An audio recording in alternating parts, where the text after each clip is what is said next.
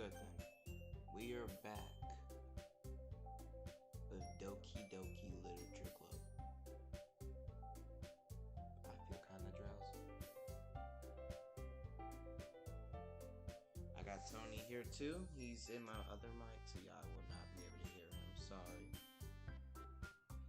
Tell him to get a better laptop so he can talk on Discord while playing Roblox. What? Now, let's start the game. Hello? Hello? I'll go. Yeah, you can use the skip button to fast forward through text you've already read. Another day passes. Hold on. I still feel like I hear this echo. It's seriously irritating me.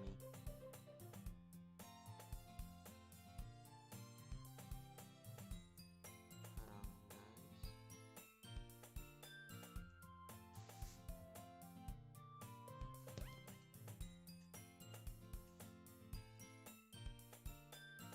Hello.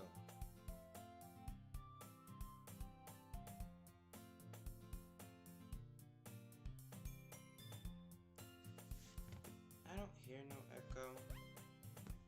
Maybe it's just my imagination getting the best of me. Another day passes and it's time for the club meeting already. I've gotten a little more comfortable here over the past couple days. Entertaining the club room, the usual scene greets me. Hi, Katie. Yo, Sayori. Looks like you're in a good mood today.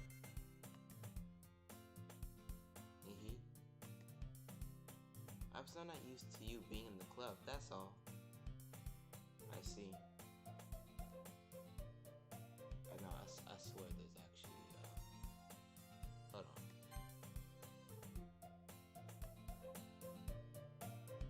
I keep hearing this echoing, so I'm trying to make sure the stream doesn't hear it. But it's irritating me, so.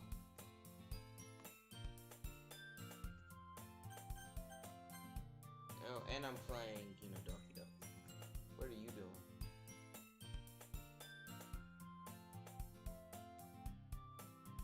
Oh, let me mute my mic.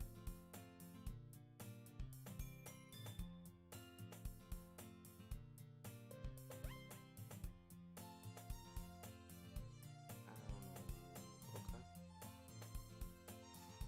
I see. That's pretty simple thing to get you in a good mood. But I guess it's always that simple with you. Anyway, speaking of which, I'm kinda hungry. Will you come with me to buy a snack? No thanks. And that's not like you at all. I have my reasons. Why don't we take a look at your purse, Sayori? Why that all of a sudden? No reason, really. Just wanted to look at it. I'm reading the text on it.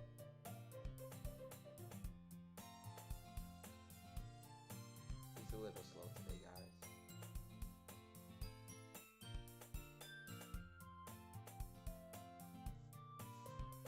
Aha! Sari nervously retrieves her coin purse. She fumbles with the latch, then gets it open. Then she turns it upside down and lets its contents spill onto the desk. Only 2 small coins fall out. Aha, I knew it. I can see right through you, Sayori. That's not fair. How did you even know? It's simple. If you had enough money in the first place, you would have bought a snack before coming to the club room. Same. AFK.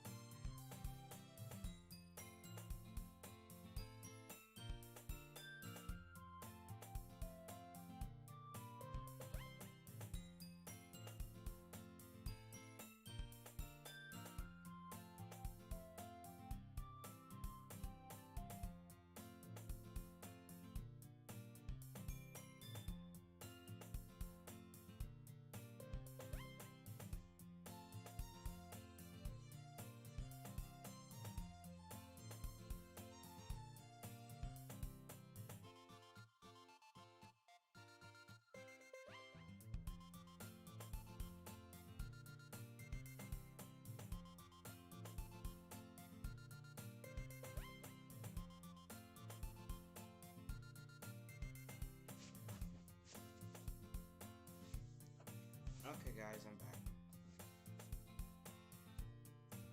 If you had enough money in the okay, we saw this. So either you're not hungry and want an excuse to take a walk, or you plan to conveniently forget that you spent all your money, so that I will lend you some. But there's one more thing. You're always hungry. And so that only leaves one option. I give up. Don't make me feel guilty. If you feel guilty, that means you deserve to feel guilty. Yuri certainly giggles. And I didn't know she was listening in. Her face is in her book, as always. I wasn't listening or anything. I was just something in my book. Yuri, tell Kitty to let me borrow some money. That's... Don't get me involved. I can't read. Don't get me involved like that, Sayori. Besides, you should only buy what you responsibly afford. What you can responsibly afford. Cannot read. And frankly, after putting a mischievous little stunt like that, your suffering is fair enough retribution. Dang. All the big words. I didn't mean that. Got too absorbed into my book. I'm gonna stop doing all these extra things. God damn. I really like speaking. I really like it when you speak your mind, Yuri. It doesn't happen much, but it's a fun side of you. There's no way you could think that. You were right though. I did something bad and now I have to accept the revolution. That's not retribution. That. Still, coming from you, Sayori, I guess there's a little devil inside all of us, isn't there? Don't let her fool you. Sayori knows exactly what she's doing. After all, she told you guys she was bringing me to the club before she even told me. But you wouldn't have come if it weren't for the cupcakes. So I had to trick Natsuki into making them. Come on, give me more credit than that, Sayori. And what was that? Out of nowhere, something smacked Sayori in the face and thumps onto the desk. Ow! What was... a cookie? Sure enough, it's a giant cookie wrapped in plastic. Sayori glances around. Is this a miracle? It's because I paid my... What? Restitution. Retribution. Actually, that one almost worked. I was just gonna give it to you, but then I heard you blab about the cupcakes, and I was totally worth seeing your reaction though. Natsuki, that's so nice of you. I'm so happy. Sayori hugs the cookie. Jeez, just eat it. Sayori rapidly tears open the wrapper and takes a big bite. So good. I'm never doing that again. Sayori claps her hands over her mouth. Clap. Whatever. I bit my tongue. You're going through a lot over just one cookie. Natsuki takes a bite of her own cookie. Oh, yours looks really good too, Natsuki. Can I try? Jeez, beggars can't be choosers. But yours is chocolate. Yeah, why do you think I gave you that one? Fine. Still, I'm really happy that you shared this one with me. Sayori gives out her seat and goes behind Natsuki and wraps her arms around her. I get it. Cookie still in hand, Natsuki reaches up to nudge Sayori off of her. I cannot read today. Sayori certainly leans down and takes a bite out of Natsuki's cookie. Hey, did you seriously just do that? Mouthful, Sayori trots away to safety. Yuri and I laugh as well. Geez, you're such a kid sometimes. Monica, can you tell Sayori? Natsuki glances around. Monica isn't in the club room. Oh, okay, my cat is here. Hold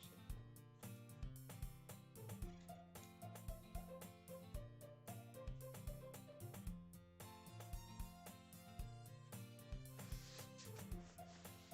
Alright, we're back. Monica isn't in the club room. Ugh. Where's Monica anyway? Good question. Have any of you heard anything about her being late today? Not me. Yeah, I haven't either. That's a bit unusual. I hope she's okay. Of course she's okay. She's probably just had something to do today. She's pretty popular after all. And you don't think she has, I wouldn't be surprised. She probably has more desirable, she's probably more desirable than all of us combined. And that's true.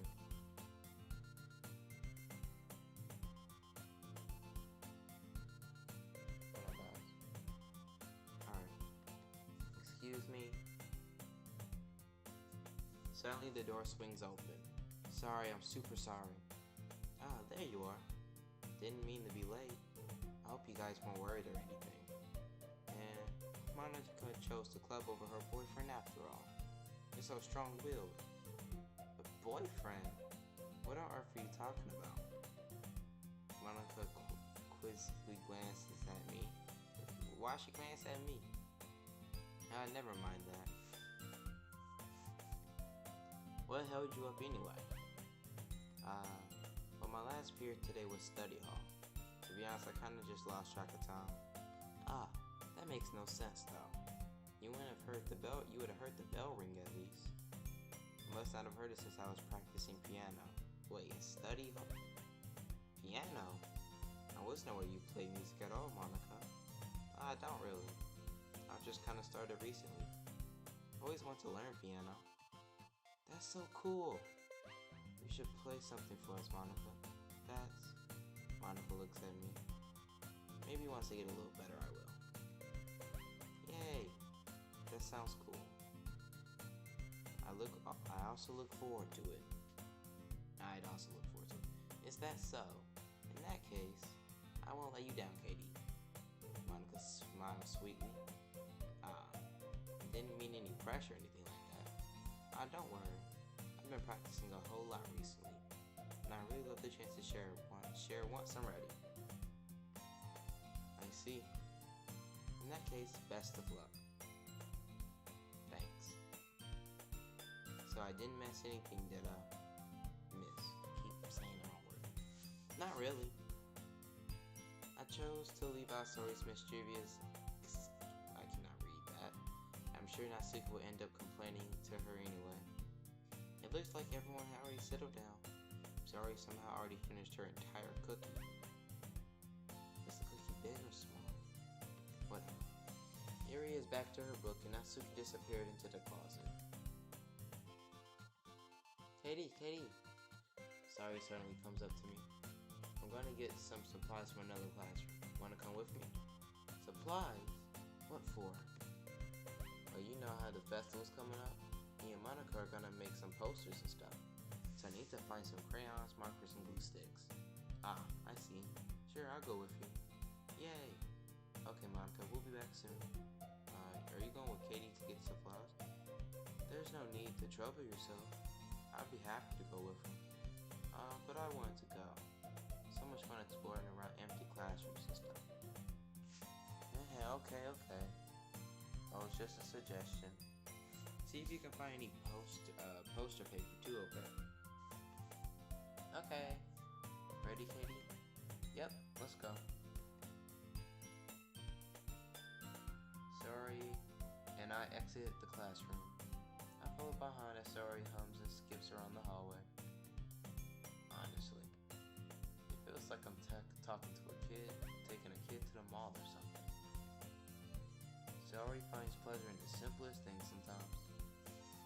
Hey, Sayori, what exactly are we doing for the festival anyway?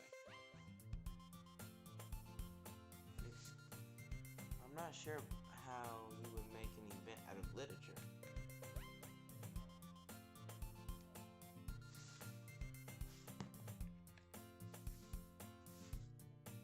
Hold on. Alright, keep going. Me and Monica have it all planned out. Don't you worry. Is that so? Yep. We're gonna do a poetry performance. Performance? Of what kind? Well, everyone's gonna take turns on stage and recite their favorite poems. That sounds kind of dull. Katie, you're not thinking about it right away at all. You're not thinking about it the right way at all. It's not about reading poems, it's about performing them.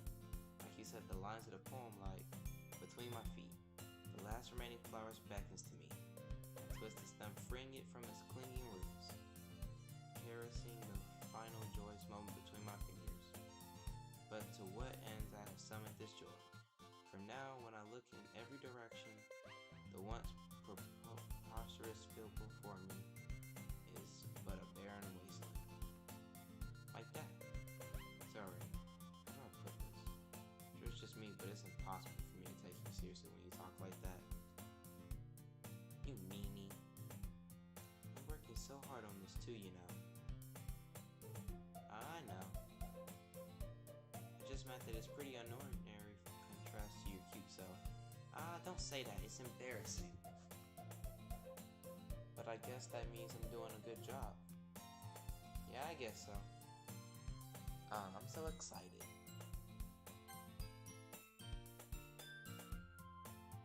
What in the world? The festival's gonna be so much fun. Zoe spins herself around the hallway again. Hey, Katie. This classroom over here is empty. Let's begin the mission. The mission, eh? It's been a long time since I've spent some time with Sayori like this. But in the end, she hasn't changed one bit. She has nothing but a ball of sunshine, drawing happy vibes from the world around her. As the years went by, I began to hold myself up in my room more and more. She's going adventuring with Sayori brings out a special sort of feeling I forgot I had in me. The two of us enter the classroom. Sayori heads straight to the closet and I follow. Let's see what we have in here. Crayons. Sayori pulls a box of full crayons off the shelf. They're the best brand too. Kinda dirty though. Sayori starts pulling various crayons out of the box, reading the color names. Alright, that's one down. Don't get distracted, we still need to find... Wait, I'm looking for my favorite color. Fine. Then at least move aside so I can look for the poster paper. I chopped one by accident. Smack. Sayori bends over and smacks her forehead against, right into the shelf. She falls and forms when crayons spill all over her lap. Ow! You okay? My forehead. Sayori clutches her forehead. Jeez, Sayori. It's just like you, isn't it? Come on, let me see. Since Sayori is sitting on the floor, grabbed her by the waist and pulled her out of the closet. You have to move your hands, Sayori. But it hurts. Just do it for a second.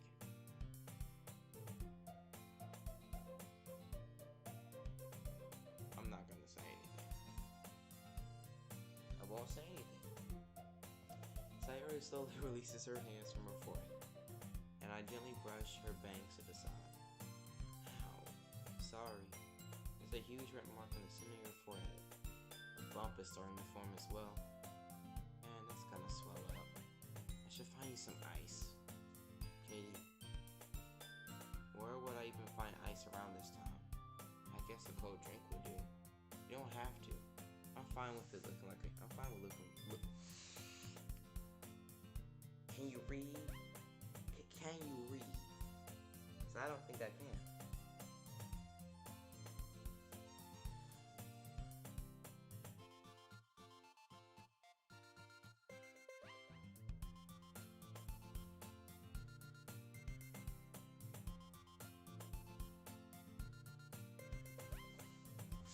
fine with looking like a unicorn.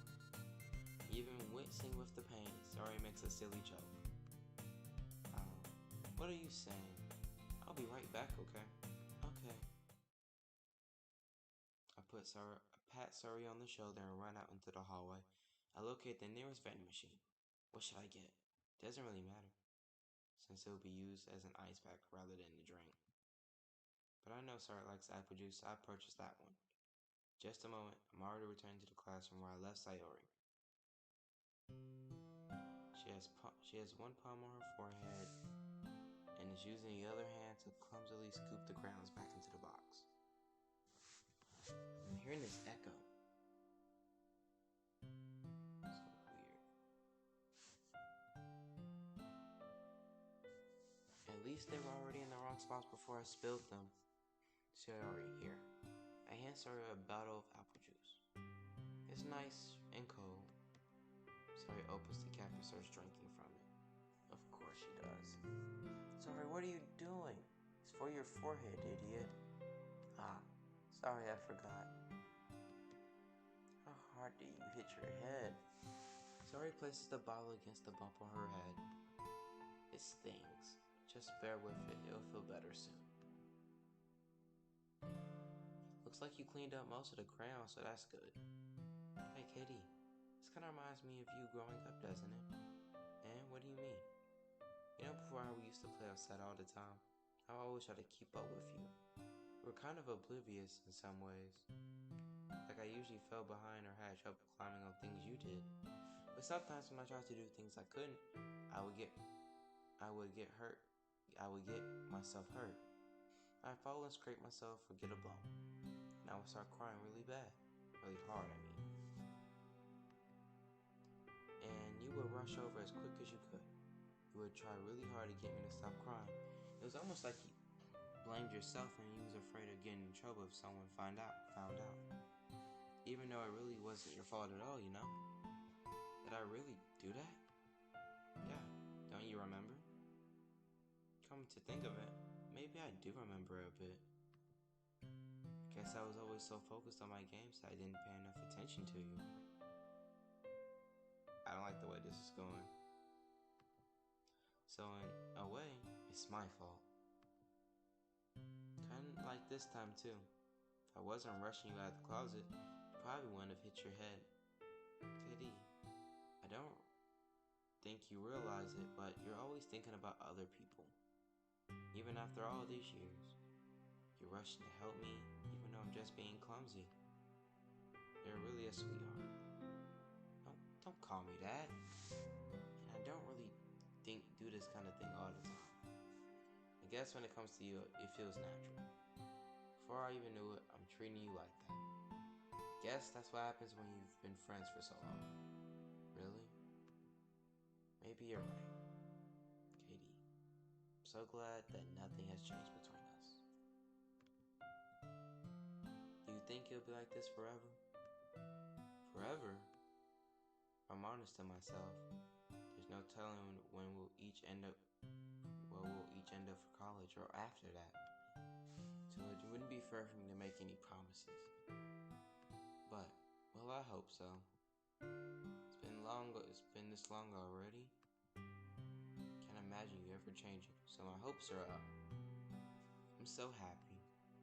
Sorry has a whimsical expression in her eyes. We remain silent for a moment. She's so silly and clumsy on the outside that when I see her deep in thought like this, makes me not want to disturb her. I guess we should go back. Don't want to worry Monica, you know. Good luck with that. She's gonna see your forehead either way. Not if I hide it under my bangs. Sorry, hops to her feet. Ah. She clutches her forehead again. Don't stand up so fast if you're hurting yourself.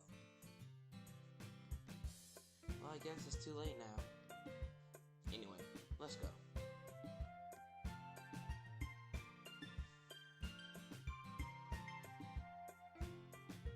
I thought I saw you hurry off the classroom. Sorry plays with her bangs to try to hide the bump, but without much success. In a moment, we make it back to the classroom.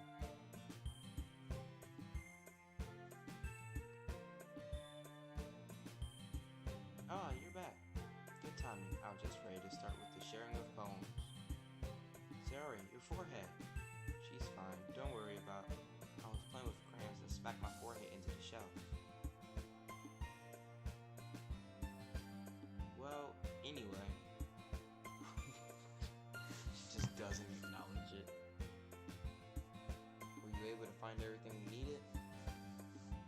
I have it right. Sayori frankly glances around herself. I forgot all this stuff. Calm down, Sayori. I have it all right here. I found the poster paper too. Sounds like you ended up doing all the work, Katie. Well, Sayori. I failed to come up with an excuse for Sayori. I made it an adventure. Yeah, that. Okay. In any case, good. I'll start working on the posters tonight. Me too. Okay, everyone. Are you ready to share your poem? Guess I should grab mine. After making such a crayon box, closed tightly, I returned to my seat. Okay. Let me see if Tony's alive. Hello, Tony? I've been back. I've just had my mic muted.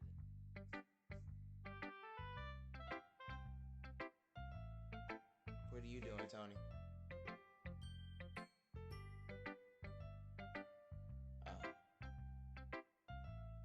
Alright, well, I'm about to choose the... I'm gonna show my Show my poem to Monica first. Hi again. How's the writing going? Alright, I guess. I'll take that. As long as it's not going to be bad. I'm happy that you're applying yourself. Maybe soon you'll come up with a masterpiece. I wouldn't count on that. You never know. Want to share what you wrote for today? Sure, here you go. I gave my poem to Monica. Alright, it's pretty good. Makes me think of Sayori like the other one you wrote. You two are like the dynamic duo. That's kind of exaggerating it. Yeah, probably. But you do spend a lot of time with her even in this club, don't you? Then again, I don't blame you for being a little shy. I'm not shy, I'm just teasing. I know it takes a bit of time to make friends with everyone.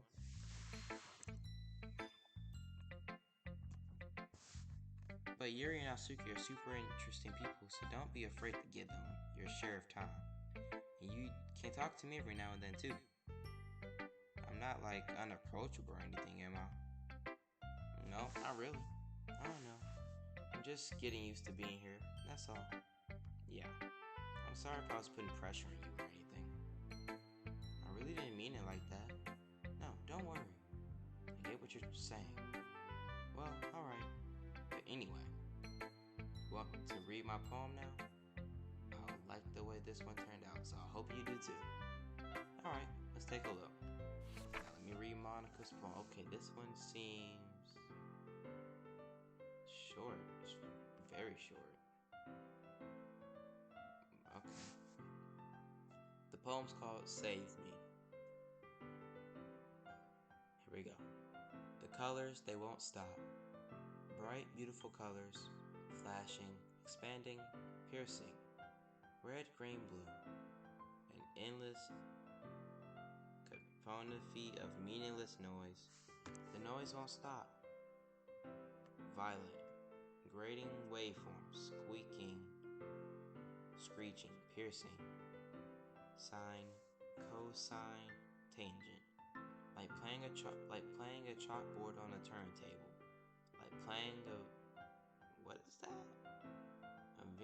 Whatever that is, on a pizza crust. An endless poem of meaningless.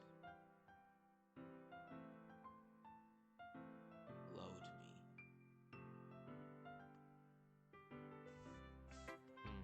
It's even more abstract than your last one, huh? I guess it's just the way I write. I'm sorry if you don't like it. No, I never said that.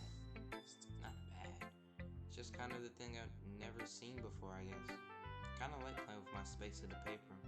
Choosing where and how to space your words can totally change the mood of the poem. It's almost like magic. The way I wrote the lines make it feel like they're trying to speak over the noise. I see. It's still hard for me to tell what is about, though I cannot read today.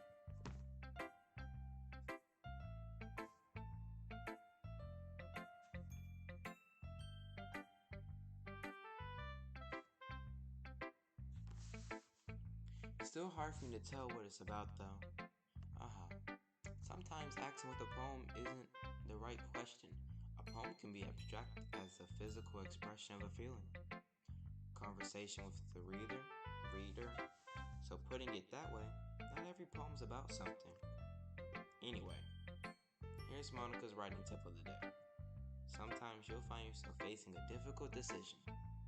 When that happens, don't forget to save your game.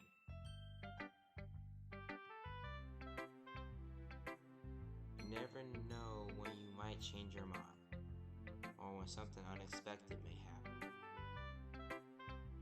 I'm gonna go on and save just in case. You don't just say that. I know this is not Monica. This is probably like the NPC itself talking, saying save your game. No.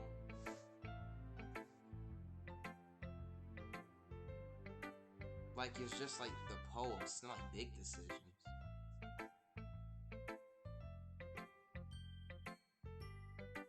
Wait, what are you saying?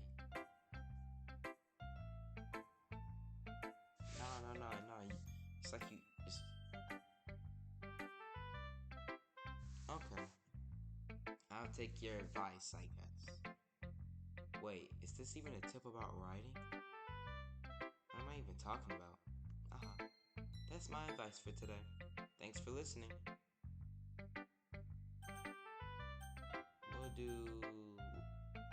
We'll talk to Natsuki. Well, isn't it really any worse? It's not really any worse than your last one. But I can't really say it's any better either. Phew. Huh? What does phew mean? Well, anything that isn't a train wreck I'll take as a win. Well, I get the feeling you're probably the most critical. Hey, what makes you... Wait, maybe that was a compliment. I'm glad this system recognizes my expertise. Well then, keep practicing. Maybe you'll be as good as me someday. That's, something tells me Natsuki completely missed the point. Come to think of it, this kind of reminds me of Sayori's poem from yesterday. You think so? Yeah, well maybe I guess as you've been friends with her for so long, you might be on the same wavelength. But you never really struck me as her type. Sayori has a type all of a sudden? I don't know. But honestly, how can someone so fluffy spend so much time with someone like you? It's like she's dragging around dead weight. That was a little unnecessary. But think of it this way. If it weren't for me, she probably would just fly away like letting go of a balloon. You could say we each take care of each other in our own way. Whatever it is, I don't get it. Oh yeah, I guess I'm supposed to show you my poem. Here. Okay, let's read it. Amy likes spiders. Okay, let's read. You know what I heard about Amy? Amy likes spiders. Icky, wriggly, hairy, ugly spiders. That's why I'm not friends with her. Amy has a cute singing voice. I heard her singing my favorite love song. Every time she sang the chorus, my heart would pound to the rhythm of the words. But she likes spiders. That's why I'm not friends with her. One time I hurt my leg really bad. Amy helped me up and took me to the nurse. I tried not to let her touch me. She likes spiders. So her hands are probably gross. That's why I'm not friends with her. Amy has a lot of friends. I always see her talking to people. She probably talks about spiders. What if her friends start to like spiders too? That's why I'm not friends with her. Doesn't matter if she has other hobbies. Doesn't matter if she keeps it private. Doesn't matter if she doesn't want to hurt anyone. It's gross. She's gross. The world is better off without spider lovers. I'm gonna tell everyone. And I'm gonna tell everyone. Not bad, right? It's quite bit longer than yesterday. Yesterday was too short. I was just warming up. I hope you didn't think it was the best I could do. No, of course not. Anyway, the message is pretty straightforward in this poem. I doubt I have to explain it. Sometimes you can explain complicated issues with much simpler and whatever that is. It helps people realize how stupid they're being. Like anyone would agree that the subject of this poem is an ignorant jerk. Do you know people like that? Of course. It's about how everyone thinks mine. That doesn't matter. It can't be about anything. It can be about anything. Wrote it to be easy to relate to. Wait, what was she about to say? Everyone has some kind of weird hobby or guilty pleasure. Something that you're afraid if people find out they'll make fun of you or think less of you. But that just makes people stupid. Who cares what someone likes, as long as they're not hurting anyone? Makes them happy. And I think people really need to learn to respect others for liking weird things. Well, you're definitely right. At least I can relate to that.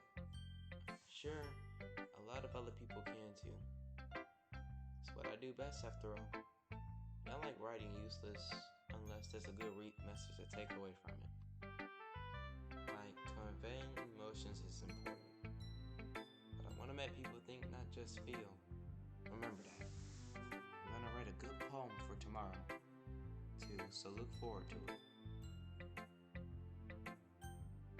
We'll do Yuri next, and then Sayori. Let me see what you've written for today. Well done, Katie. Your skills are already improving. Really? Thanks, Yuri. Coming from you, that means a lot. And it's nothing. Just happy to help inspire fellow writers. You know you're new to this, so don't worry so much if it seems like you can't get your poem to feel perfect. You don't need to be afraid to be a little more daring. Metaphors can go a long way. Don't feel like you need to work your brain like turning a bunch of gears. Try letting your mind wander through your feelings and write down the things you see and hear. That's one way to truly enable your reader to see into your mind. It's a very intimate exercise. I see. It's a certainly interesting skill. Thanks for sharing. I have an example of that if you would like to read it. Of course. Is this the poem you wrote for today? Yuri nods and timidly hands me her poem. The Raccoon. Okay, let's read. Wow, this one looks like it's gonna be long. I just stepped up from my arm or something. It happened in the dead of night while I was slicing bread for a quick snack. My attention was caught by the scuffling of a raccoon outside my window. That was, I believe, the first time I noticed my strange tendencies as of an ordinary human. I gave the raccoon a piece of bread. My subconscious, well aware of the consequences, well aware that a raccoon that is fed will always come back for more. The intensing beauty of my cutting knife was the symptom. The bread, my hungry curiosity, the raccoon, an urge. The moon incitement its phase and reflects that much more light off my cutting knife. The way sunlight that glistens in the eyes of my raccoon friend, I slice the bread, fresh and soft. The raccoon becomes excited. Perhaps I'm merely projecting my emotions onto the newly satisfied animal. The raccoon has taken to following me. You can say that we've gotten quite used to each other. The raccoon becomes hungry more and more frequently, so my bread is always handy. Every time I brandish my cutting knife, the raccoon shows me its excitement and a rush of blood. Classy conditioning. I slice the bread and I feed myself again.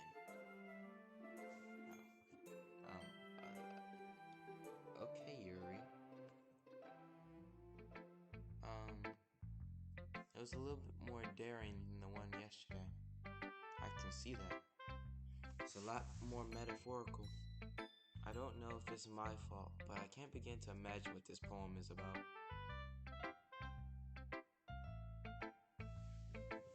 We're gonna have a talk about what I think about all the poems.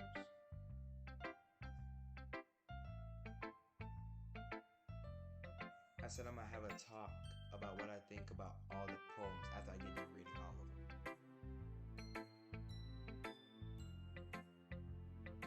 Okay. It's a bit closer to my preferred writing style, using the poem as a canvas to express vivid imagery and conveying emotions through it. Yeah, if take it at face value, then I can't figure out what's supposed to mean. Well, I think it's something that different people can relate to in their own way. I want to express the way it feels for me to indulge in my more unusual hobbies. It's those sorts of things that I'm usually forced to keep to myself, so I sometimes enjoy writing about them. That's funny. Didn't Natsuki also write something about that? About someone being ridiculed for a strange interest?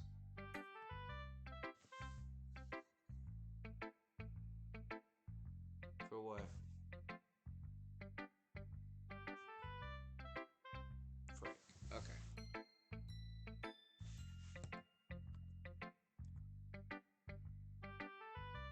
Hold on, guys.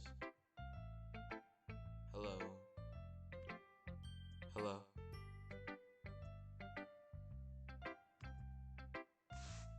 Is that better, Tony?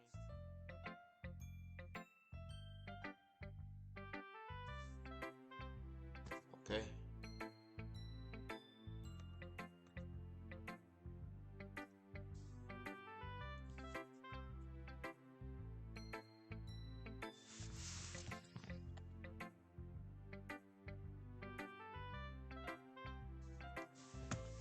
I'm gonna keep reading. It's still low? Alright. How's that? Oh, well, you can't tell yet. I almost accidentally ended the stream.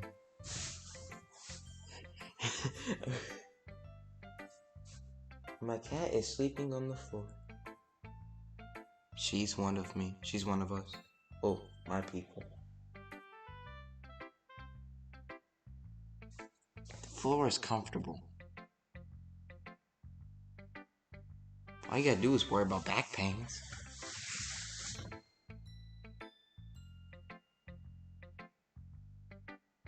That's good. And you don't hear any echoing? So I guess it's just on my end. Oh well, I get through it. Let me pet my cat.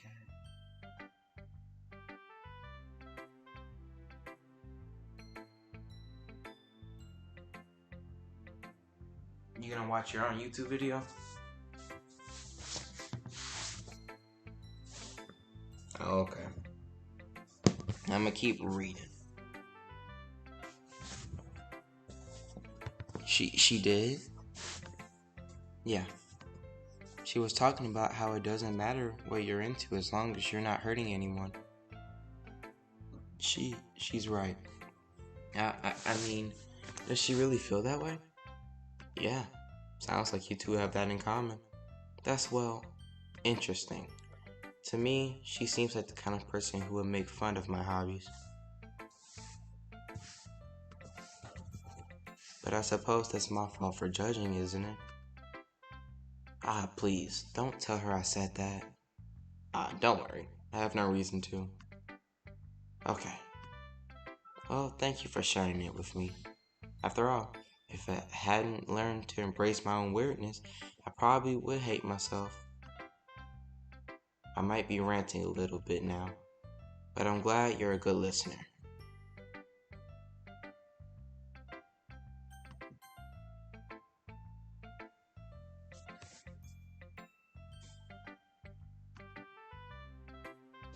KD, I really love your poems. I can't believe you've been hiding these from me. I'm not hiding anything. My voice. Let me go get me some water. Be right back. My voice sounds so dry.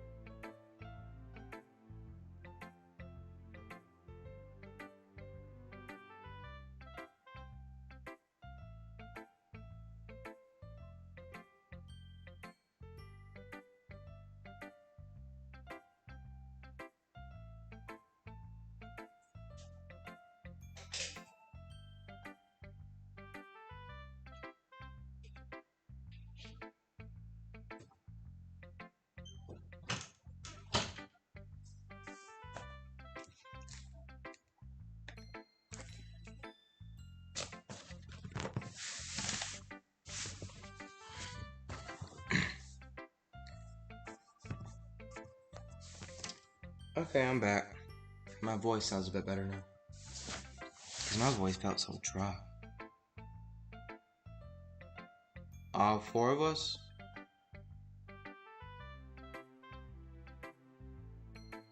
Bet I should be able to get everyone tomorrow. Well, it depends if Daniel has work.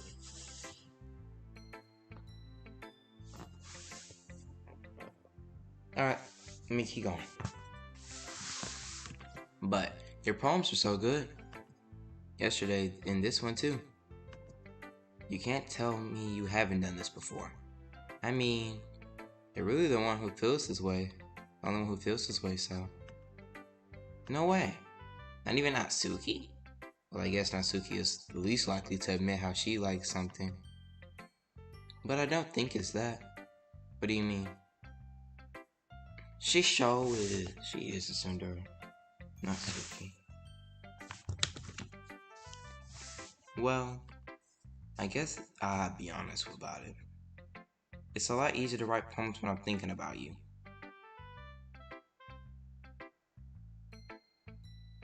Is my character a player? Like, mama voice cracked like that. But like,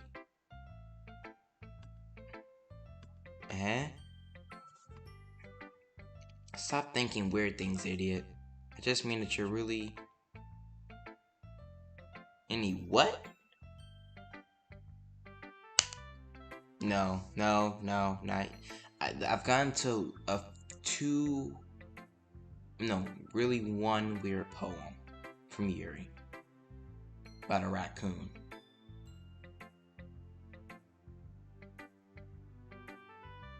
That's what I expected, but I'm still gonna get my thoughts on it later.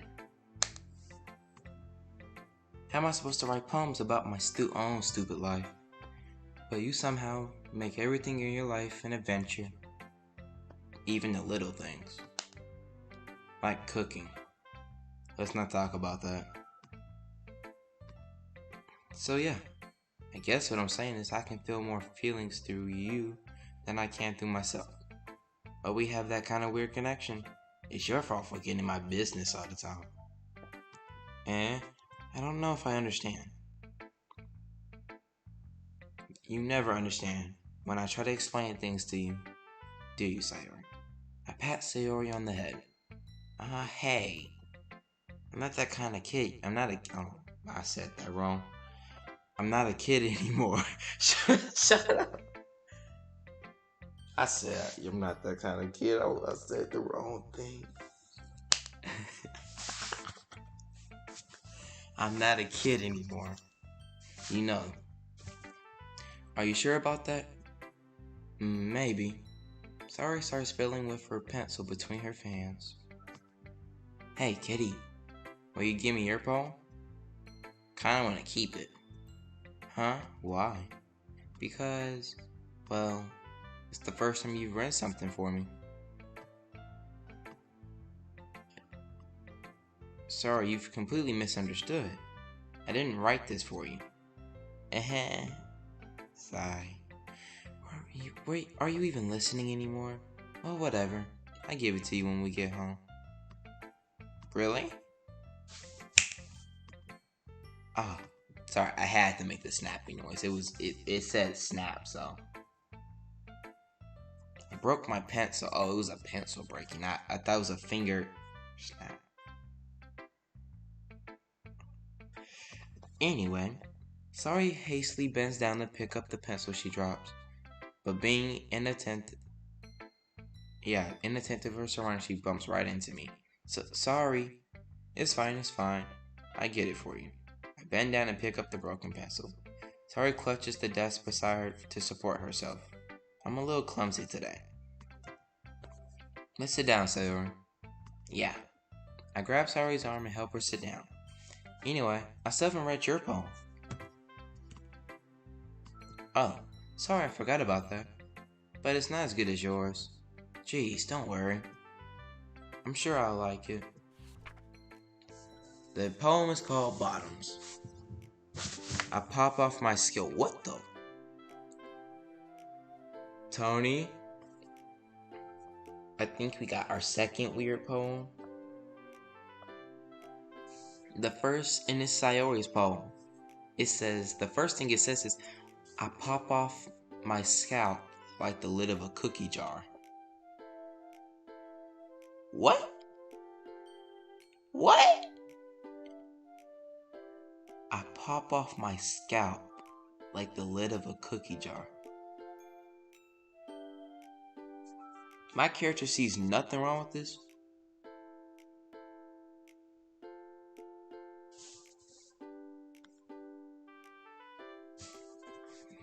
Alright, we'll keep reading. I pop off my scalp like the lid of a cookie jar.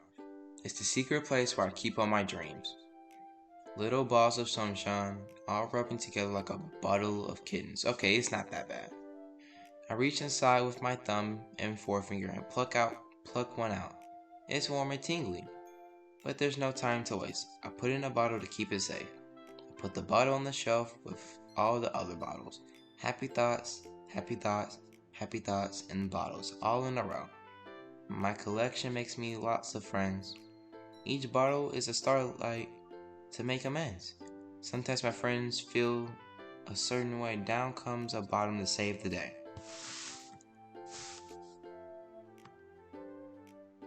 I blow dust off my... Wait, hold on. Okay, I read the wrong thing. Night after night, more dreams, friend after friend, more bottles. Deeper and deeper my fingers go, like exploring a dark cave, discovering the secrets behind the nooks and crannies, digging and digging, scraping and scraping. I blow dust off my bottle caps.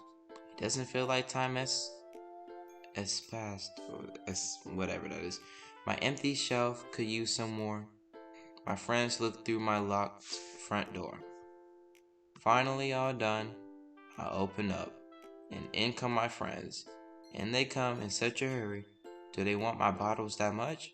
I frankly pull them from the shelf, one after the other, holding them out to each and every friend, each and every bottle. But every time I let one go, it shatters against the tiles between my feet. Happy thoughts, and shards all over the floor. They were supposed to be for my friends. My friends aren't smiling. They're all shouting, pleading, something. But all I hear is echo, echo, echo, echo, echo inside my head. Alright. Holy crap. Sorry, did you really write this? Of course I did. Didn't I tell you yesterday I was gonna write the best poem ever? Yeah, but I didn't expect something like this coming from you. My nigga taught me a whole lot. I've been really in touch with my feelings recently.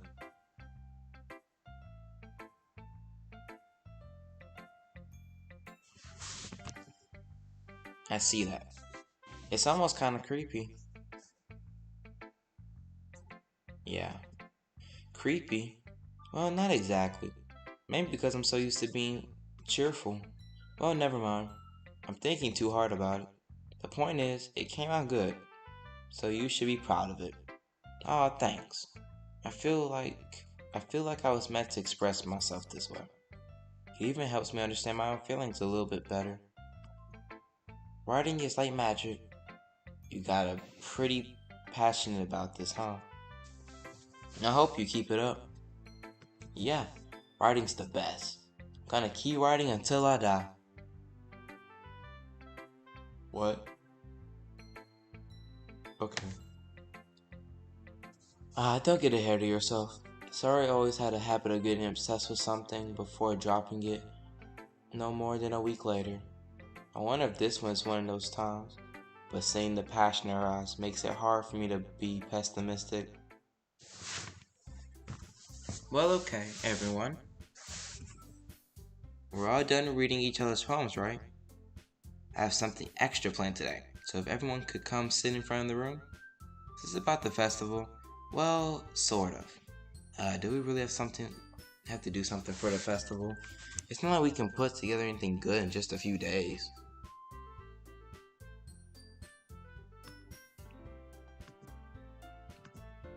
We'll just end up embarrassing ourselves instead of getting any new members. That's a concern of mine as well. I don't really do well with last minute preparations. Don't worry so much. We're gonna keep it simple, okay? We won't need much more than a few decorations. Suri has been working on posters. I've designed some pamphlets we can give out during the event. Okay, that's great and all. But doesn't that tell us something we're actually going to be doing for the event? I'm gonna read that over because that makes sense. But that doesn't tell us what we're actually going to be doing for the event. Sorry. Oh yeah, Tony. Download your Call of Duty. I forgot to tell you that. Sorry, gonna take some time, but just in case, because I got mine downloaded.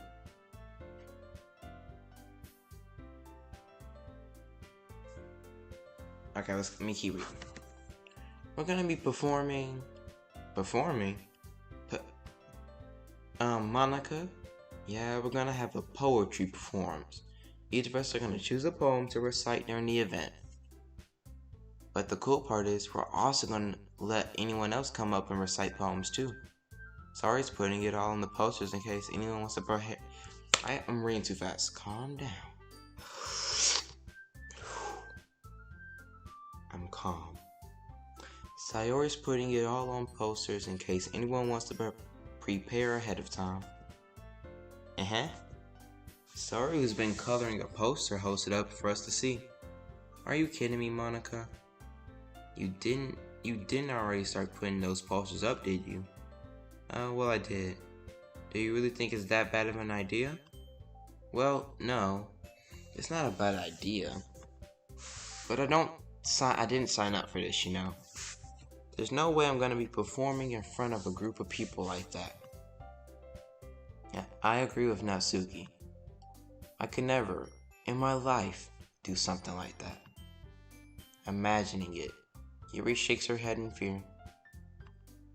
Guys. No, Sayori. I understand what they're coming from. Remember that Natsuki and Yuri have never shared their poems with anyone until just a couple days ago. It's a lot to ask for them to recite their poems out loud to a whole room of people. I guess I kinda overlooked that. So, I'm sorry. Gomenos. No, wrong one. Yeah, no, that's the right one. Gomenos. What?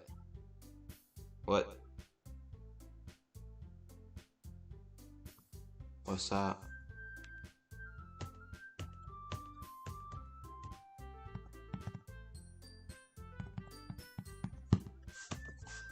So I'm sorry. But I still think we should give it our best.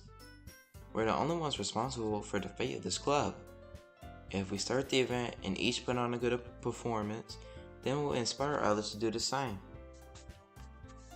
And the more people who perform, the better we'll all be at show be okay. Let me read that. The better we'll be able to show everyone what literature is all about.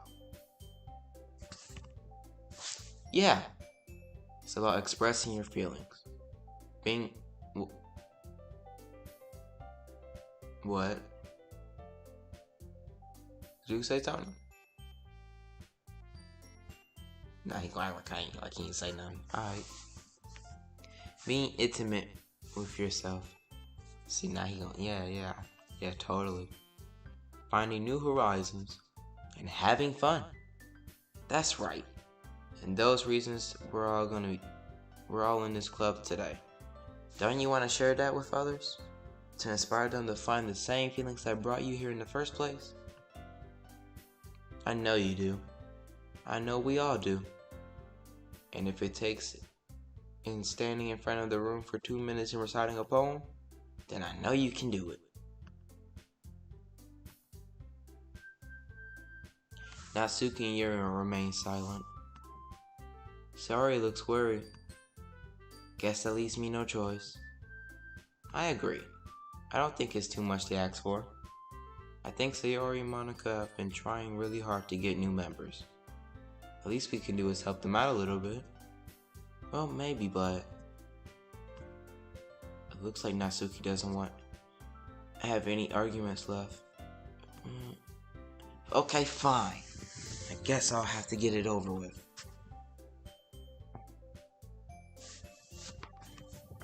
Phew. Thanks, Natsuki. What about you, Yuri? Yuri dejected glances around at everyone else's expectant faces. Sigh. I guess I don't have really a choice. Ah, that's everyone. You're the best, Yuri. This club is seriously going to be the death of me. Oh gosh. You'll be fine, Yuri. But anyway, let's move on to the main event. I want each of you to choose a poem of yours. We're going to practice reciting them in front of each other. No way. Monica, this is too sudden.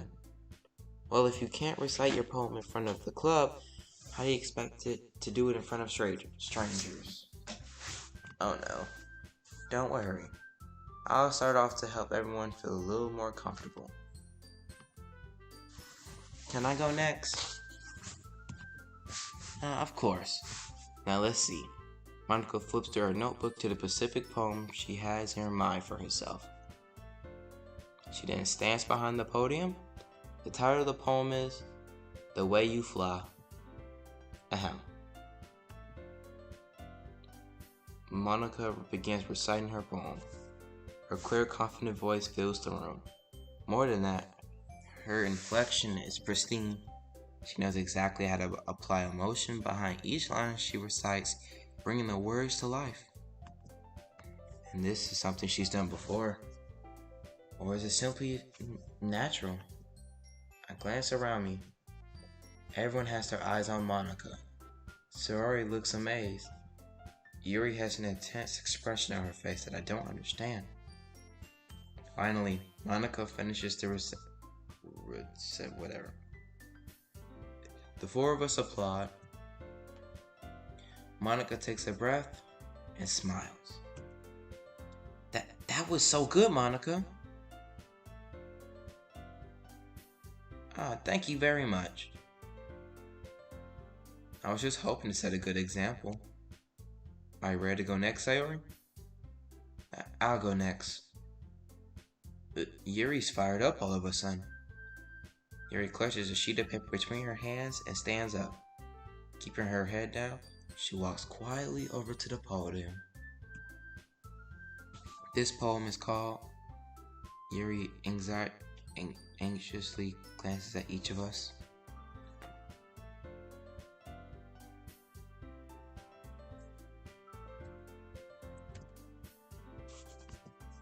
You can do it, Yuri. It's called After Image of Crimson Eye. Yuri's voice shakens as she starts reading the poem. Just a moment, she practically refused to do this. Why is she suddenly putting in so much effort? As Yuri gets past the first couple lines, her voice changes. It's almost like what happens when Yuri gets absorbed into her books. Her quivering words transform into sharp syllables of fierce, confident woman. The poem is full of twists and turns and structure that she with perfect timing. This must be a rare glimpse into the whirling fire Yuri keeps concealed inside her head. Suddenly, she's finished. Everyone is stunned. Yuri snaps back to reality. It's up to me to save the situation. I'm the first to start applauding. Everyone joins me afterward, and gives Yuri the recognition she deserves. It's not that we didn't want to applaud for her. We were caught off guard, so we must have forgotten. As we applaud, Yuri holds the poem to her chest and rushes back to her seat. Yuri, that was really good. Thank you for sharing. Looks like Yuri is down for the count. Okay, guess I'm next then. Yuri hops out of her chair. This one is called My Meadow. Ah, sorry I giggled. Oh my gosh, I've never read this much in my life.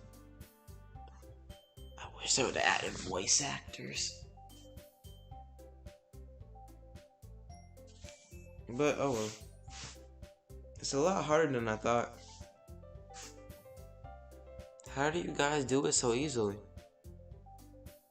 Try to think of it like you're reciting to other people.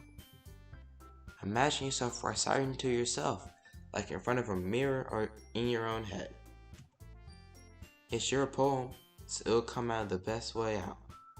Best way that way. I see. Okay then. Sari begins her poem. Somehow it feels like her soft voice was made as a perfect match. The poem isn't aimlessly cheery like Sayori is. It's sincere and bittersweet. It's if I wrote this on paper, I probably wouldn't think much of it. But hearing it come from Sayori's voice almost gives it a whole new meaning. Maybe this is what Sayori meant when she said she likes my poems. It's like I get to reach more deeply into someone I thought I knew through and through. Sayori finishes and we applaud. I did it! Good job, Sayori. Even KD liked it. I guess that's a good sign. What does that even mean? Came out nicely, Sayori. The atmosphere of the poem fits you really nicely. But it might be the other poems wouldn't work quite as well with that kind of delivery. I don't understand. In other words, I've seen your poems of where that sort of gentle delivery wouldn't work as well. That might need more force behind it, depending on what you're reading. Oh, I know what you mean. That's well, I've been practicing this kind of thing. It's just embarrassing to do it in front of everyone. Then next, I'm going to make you pick a poem that challenges you a little more. We don't have much time before the festival, you know. Okay, now who's next? Natsuki? Don't make me go before KD. It's not like I can compare to you guys anyway. Might as well let KD lower everyone's standards a little before I have to do it. Dang, it's me. Natsuki, it's fine. Might as well get it over with. But it's not like I have much of a selection of what to read. I'll just go with what I wrote for today. I stand up and sit in front of the podium. Everyone has their eyes on me, making me feel terribly awkward. I recite my poem. Since I'm not exactly confident in my own writing, it's hard to put energy into it. Despite that, once I finish, I receive applause anyway. Sorry, I'm not really as good as everyone else. Don't worry about it so much.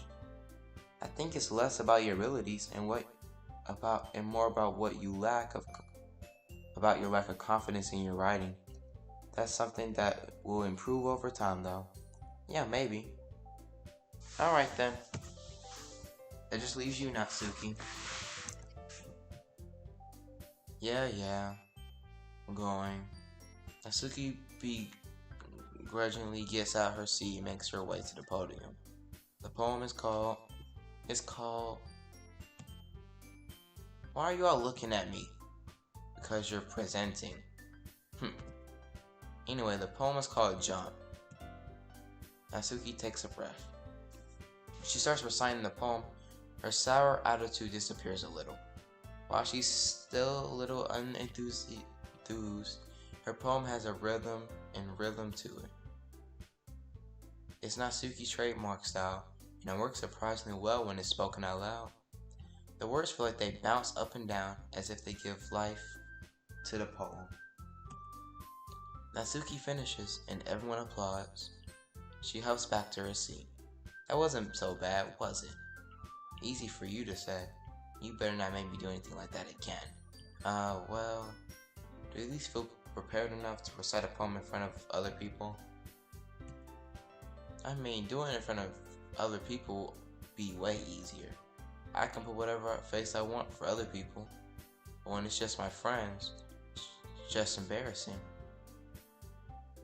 That's a surprise, Natsuki. I would think it would be the other way around for me. Well, that's just how it is, so.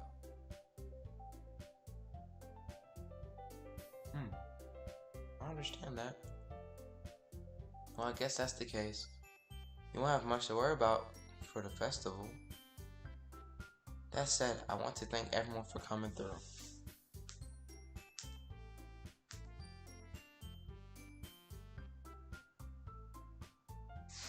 Hold on, guys, I'm getting my phone.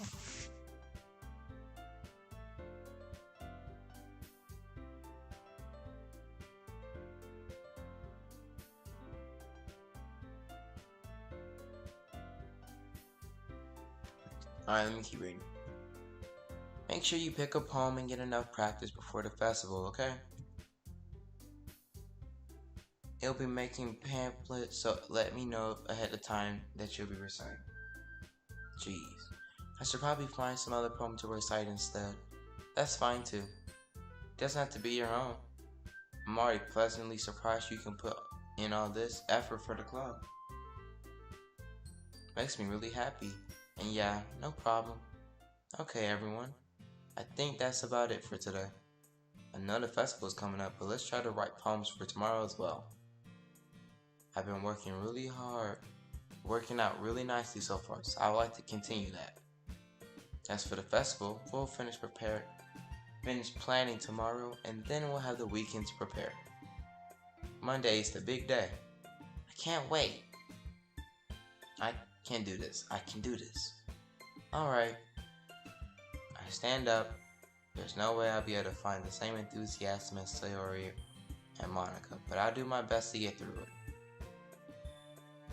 It's for the sake of the club and impressing Monica. Then I have to do my best. Yep. Look at you two always going home together like that. It's kind of adorable, isn't it? Jeez, you guys. Don't make such a big deal out of it. Must be a little nice though. Well, am I supposed to respond to that? It's okay, Kitty. You don't have to say it. Whatever, let's go already. I walk home with Sayori once more. Even though it's only been a few days, a lot of things have already changed. But today, Sayori's been a little quieter than usual on the way home. Hey, Sayori. Sorry, I was spacing out. No wonder. I was thinking about something from earlier. I like how we get to, Sayori fumbles with her words. So let's just say this one day Yuri asked me to walk home with you.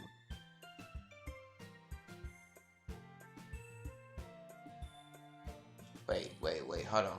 So let's just say that one day Yuri asks to walk home with you. Huh? What would you do? What kind of question is that? Let me go on and save real quick.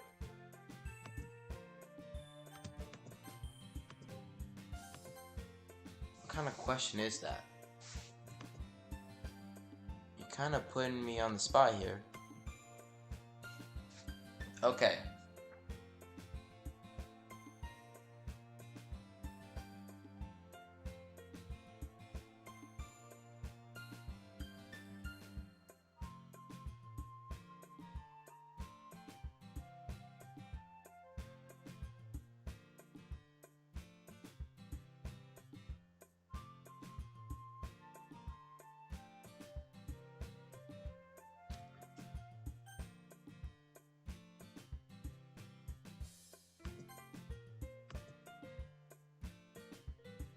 Why does that thought make my heart pound?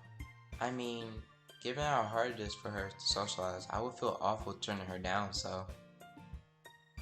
Isn't she so beautiful and smart? That has nothing to do with what I just said. You're admitting it. Jeez, there's not even no point in speculating something that's never gonna happen. Well, maybe, but I just like to think about it. It's not long before you won't need me anymore, you know? Need you? Sayori, can't figure out what you're saying things in your head right now? Sorry. Everyone is different. Nobody in the club is a replacement for you. If you say so. Conversation trails off, but I'm left feeling awkward. But that was kind of her fault for trapping me in such a weird question. I just can't lie to her. But if there's something that makes me feel happy, I would hate to take it away from her. That's why I said there's no point in speculating. Then again, the festival is only a few days away. Who knows what will happen in that town? Okay, we're making a poem now.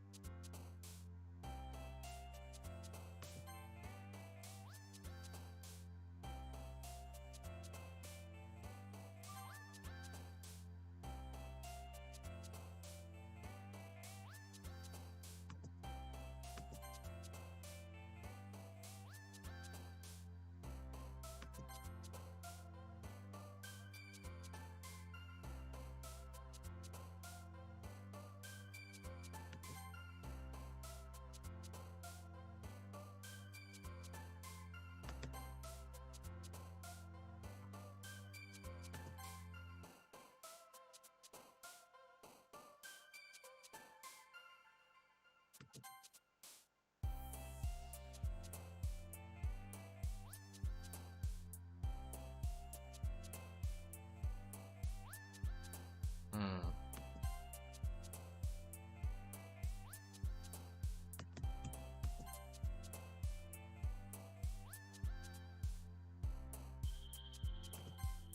Friends.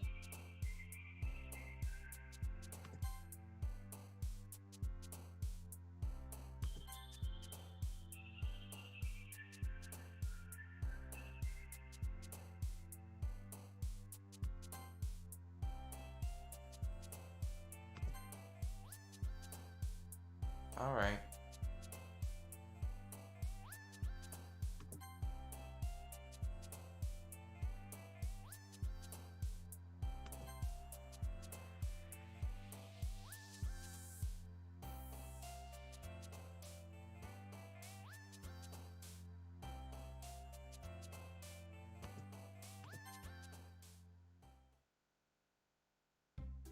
Oh man. Oh shoot, what did I say? Hey Maddie. That's my cat.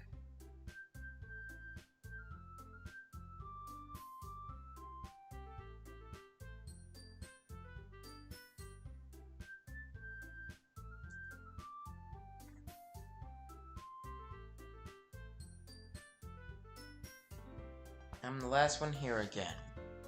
Don't worry, I just walked into. Were you practicing piano again? Yeah. You must have a lot of determination starting this club and now picking up piano. Well, maybe not determination, but I guess passion. Remember that the club wouldn't be here if it wasn't for all of you. And I'm super happy that you're willing to help out for the festival too. I can't wait for the festival. It's gonna be great. Eh? Weren't you complaining about it yesterday, Natsuki? Well, yeah, but I'm not talking about our part of the festival.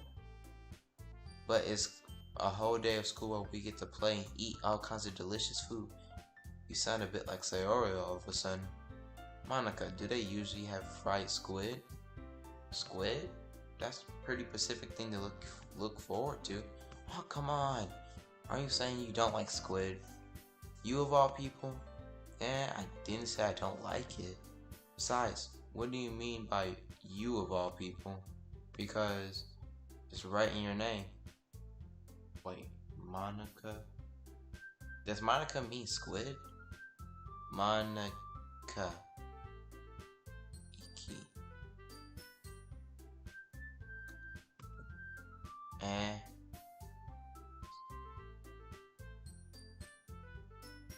I don't get it. That's not how you say my name. Also, that just makes no sense in translation. Thank you. Never mind. Let's just focus on our own event for now, okay? Fine, fine. Your reactions aren't as fun as Yuri's or Sayori's anyway. Excuse me? Where's Sayori anyway? Oh, there you are. Sayori's sitting at the desk in the corner of the room, looking down at nothing. I walk over to her. Hey, Sayori. Wave my hand in front of her face. Eh? You're spacing out again. Oh, shoot, hold on. Okay. No. Settings. Okay. I forgot I said I would talk about what I thought of their poems.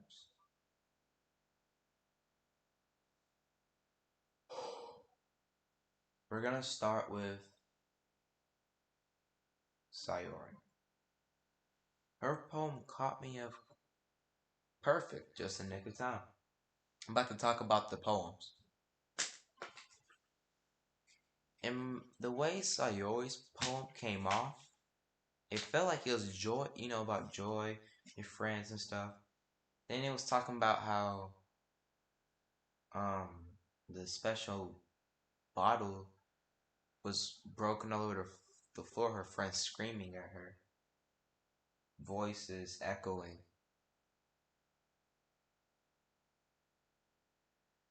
So there's obviously something going on with Sayori.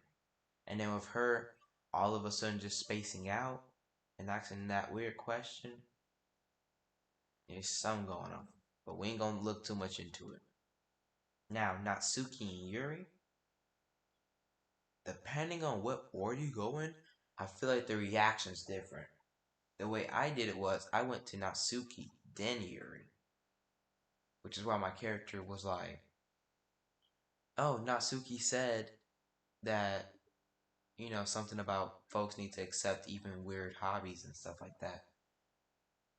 And I feel like that was Natsuki not only referencing to herself about something, but to Yuri that we need to accept weird hobbies. And it's obvious that Yuri has some type of weird hobby.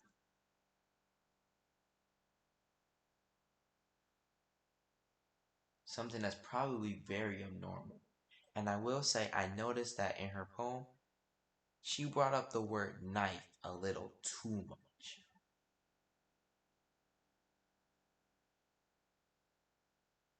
This is me talking. You're just listening like, dang, this is a little different than what I remember. Now I'm just giving my thoughts on the poems. Monica's poem was probably the only poem I didn't find anything too weird about.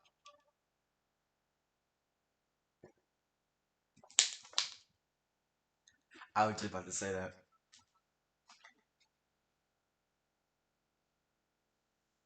Let me think of anything else that's weird that's going on. Hmm.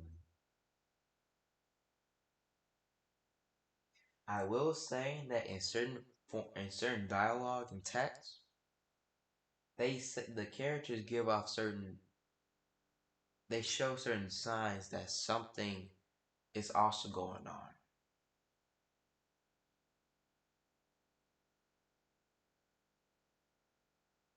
Really? You, okay, Tom. Yes, yes, I'm paying attention.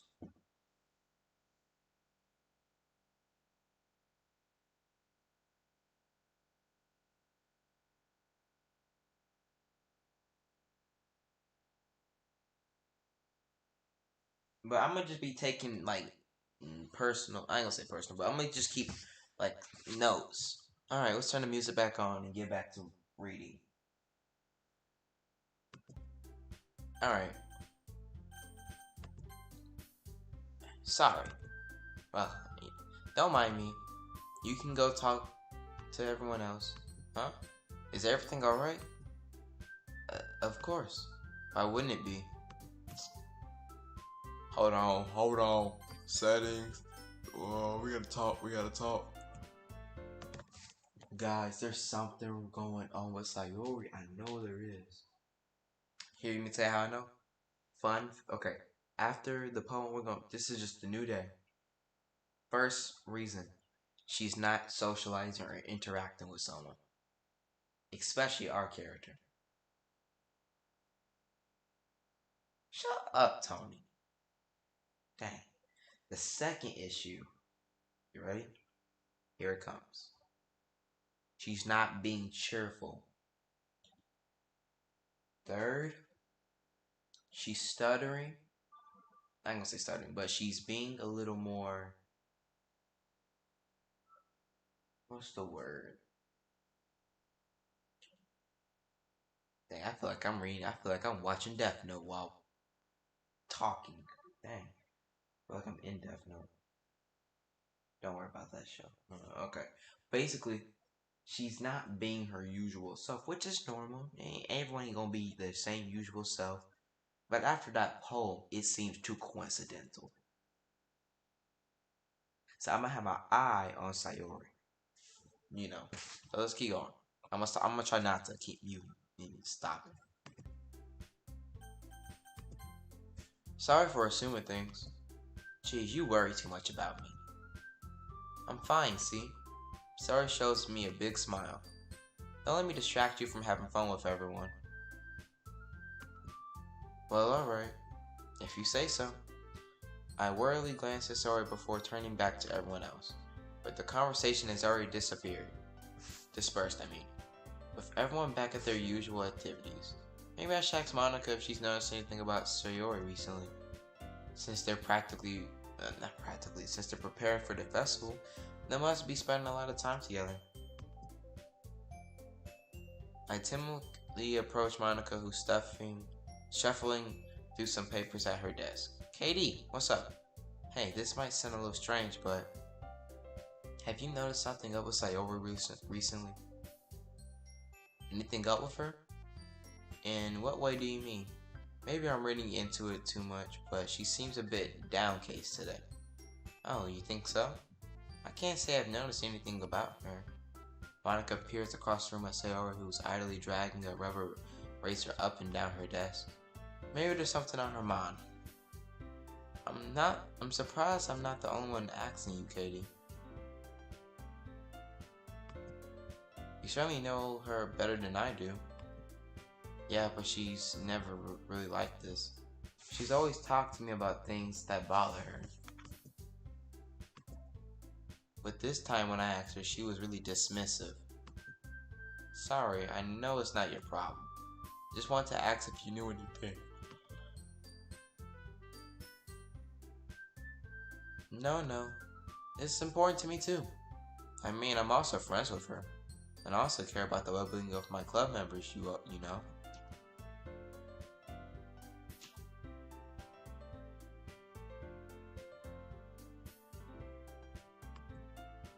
Are you sure about that? She seems like she wants to be left alone. Are you sure? Maybe she just has a hard time bringing it up with the person of interest. Person of interest? What do you mean by that? I'm saying that maybe the thing on her mind is you. Me? How on earth would you come up with that conclusion? Well, I probably shouldn't say too much, but Sorry talks about you more than anything else, you know. And she's been so much happier ever since you joined the club. It's like an extra light was cyanide tapped it. What? No way. Suri is always like that. She's always been full of sunshine. It's not any different than how it would always been. You're so funny, Katie. Have you thought that maybe you've always seen her as so cheerful because that's how she was when she is when she's around you? Oh, I said too much. I'm sorry. What do I know anyway? I didn't mean to jump to conclusion. You should just forget about what I said.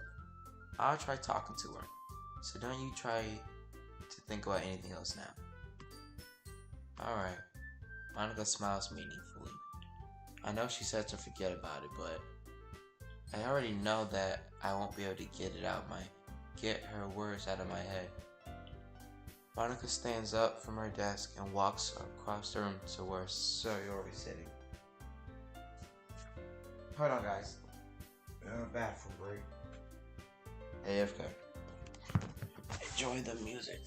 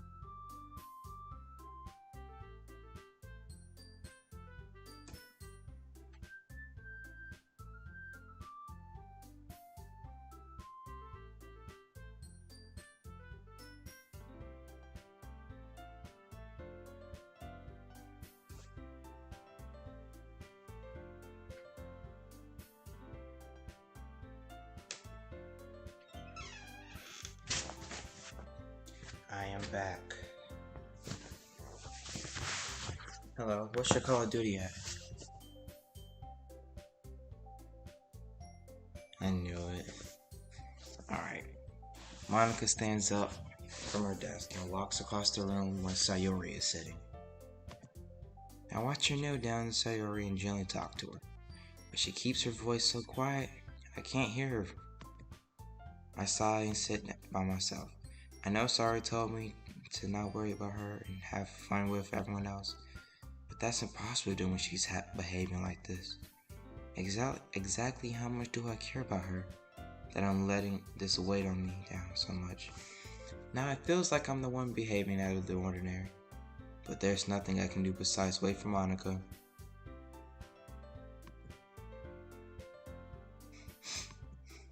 Okay, everyone. After some time passes, Monica calls out, "Why don't we share our poems now?"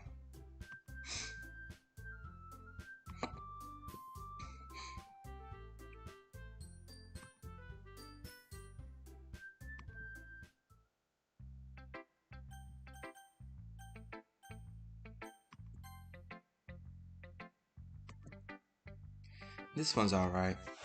Alright. That's better than last time then. Alright, well, yeah.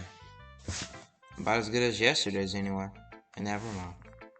I see what you're going for, but it's really not my style. I mean, that's fine. I'm mostly just glad you're trying a little bit. Why am I reading like this? Well, of course I'm at least trying. Why are you so emotionally invested in my poems anyway? Isn't that more of a compliment to me? No, gross. It's not like that I care. It's just one of us in the club has to make sure you're not slacking off. Really? Well, if you wanted to ended up just scaring me anyway. It's not like you would actually do that. Yeah, you're right. It's kind of fun to hang out here, even when I don't have to put up with you. Natsuki elbows connects with my stomach. Oh, maybe I won't mind scaring you off away after all. I was joking. No, I know. Don't worry, I was too.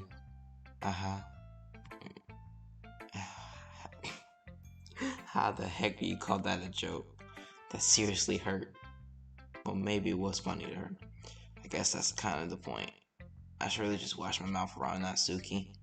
Anyway, Natsuki holds her poem out to me like nothing ever happened.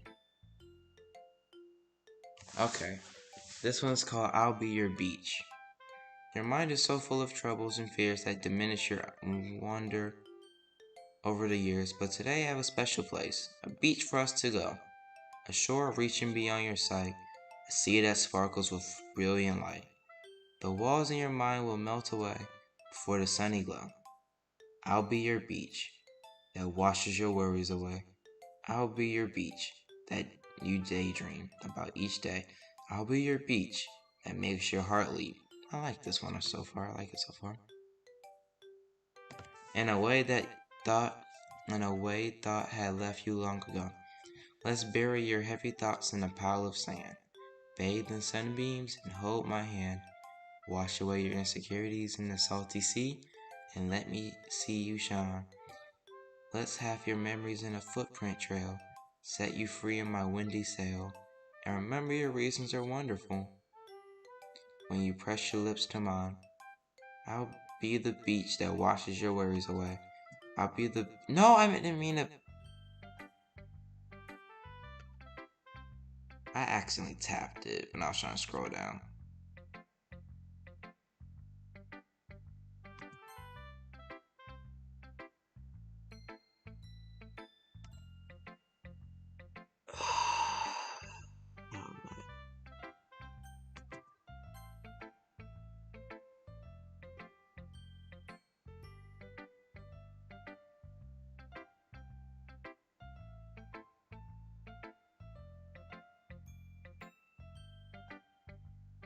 God dang it. God dang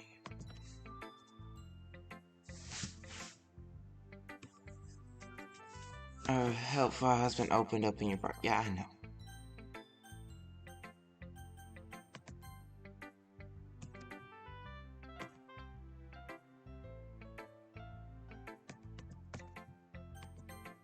Oh well, we didn't get to finish it. God dang it. You know what? Don't worry, guys. I'll save it. Don't worry. I'm gonna look up the poem on my phone. And then I'm gonna read the rest from there.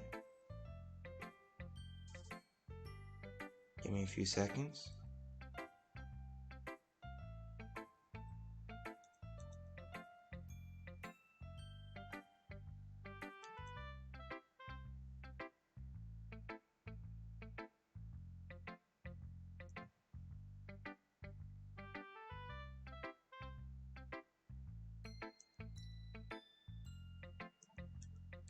Alright, I got the poem.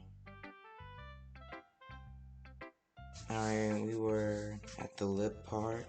Alright. I'll be the beach that washes your worries away. I'll be the beach that you daydream about each day. I'll be the beach that makes your heart leap in a way you thought had left you long ago. But if you let me by your side, your own beach, your own escape, you'll learn to love yourself again.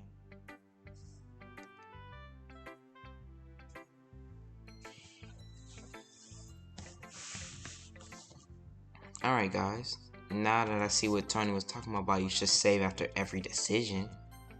Kinda wish I'd have listened to him.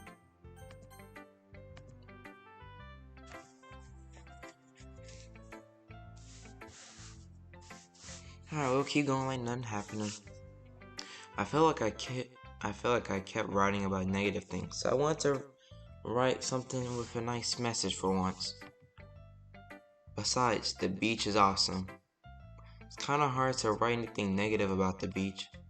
So you decided to write about the beach first, then came up with the message later. Yeah, well, it's only because of what happened yesterday. I mean, after Yuri and I realized we wrote about the same thing. She wanted to pick a topic and have us both write about it or whatever. You really can't see her doing that too? Making us write about a simple topic and trying to express me by coming up with something all fancy. Well, it's not like I care. I just did it anyway. I mean, I guess mine ended up being kind of metaphorical too. But there's nothing wrong with doing that once in a while. At the very least, it was good practice.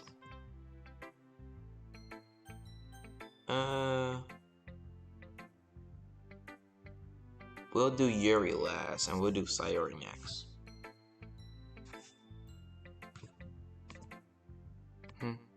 It's nice, I guess. I knew it. I knew it would affect her.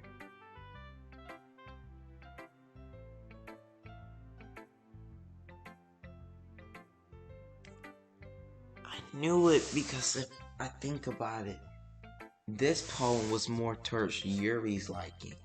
And with Sayori in this little situation or whatever's going on with her, this poem would not be the best thing, would it?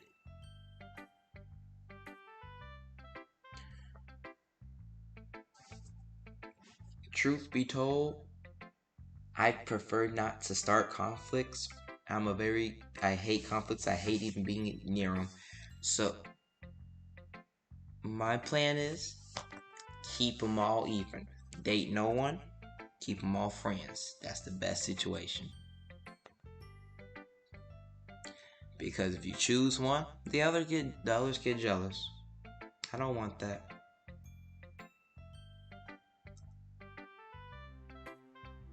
Well, it's time to keep reading. It's nice, I guess. Come on, I can already tell you don't like it. Well, you don't need to worry about what I think. After all, you wrote it for someone else, didn't you? Probably Yuri. Oh my gosh. Oh my gosh, man. I'm stupid. She asked me a question about Yuri, and then I make a poem that's more to Yuri's liking. Of course she's gonna...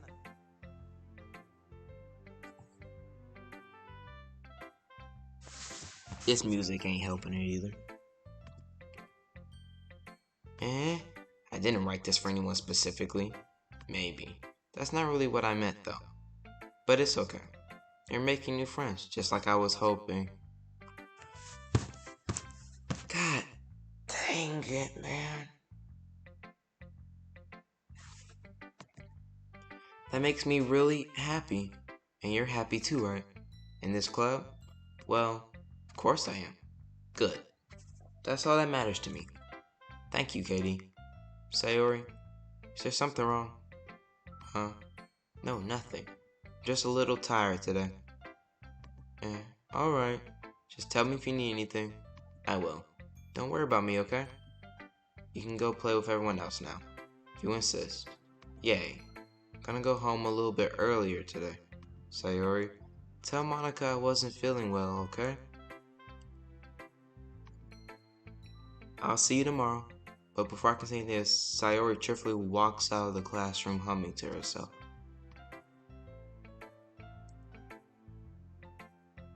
Wait, we didn't read her poem. We didn't read Sayori's poem.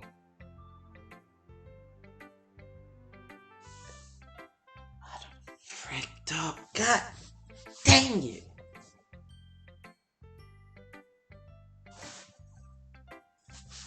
Well, we might as well do Monica next. Hopefully she knows what to do.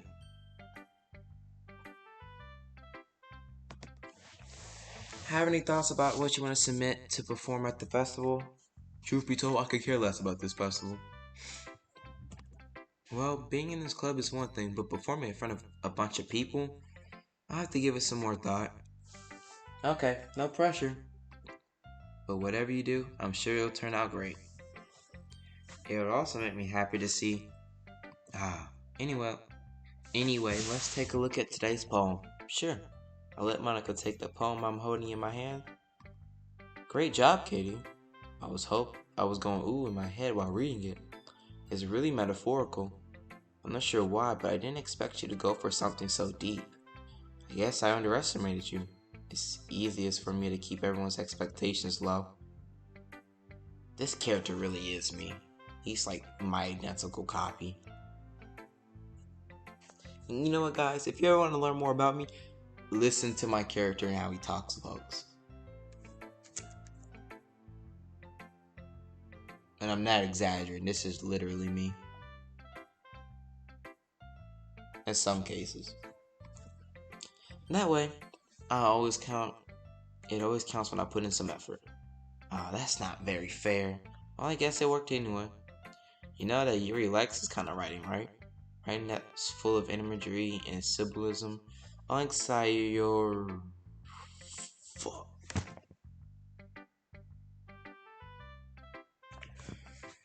Tony? On a scale of 1 to 10, how bad did I freak up?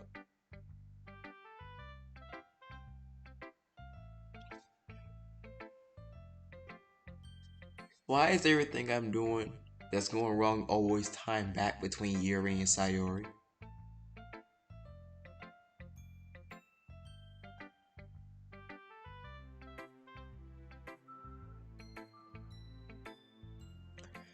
Unlike Sayori, who likes using simple and direct words to describe happiness and sadness, ...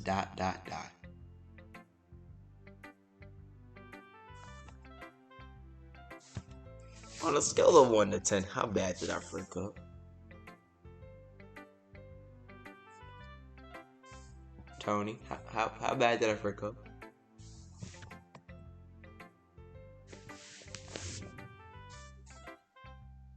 Oh, shoot. Yuri likes it when readers are left to derive their own meaning out of it. It's very challenging to write like that effectively, both allowing people to get something out of it just to feel, or letting them deeply analyze all the news. It can take years of practice, which I'm assuming Yuri has at this point. I never really asked though. I'm sure out of nowhere near her level yet. Don't worry so much about that. You do your own thing. Just keep exploring and learning by trying new things. Anyway, I'll share my poem with you now, alright? Alright. Okay, this is a short one. The Lady Who Knows... Oh,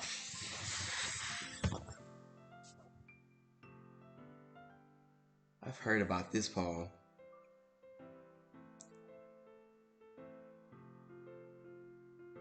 Oh no. I know about this poem.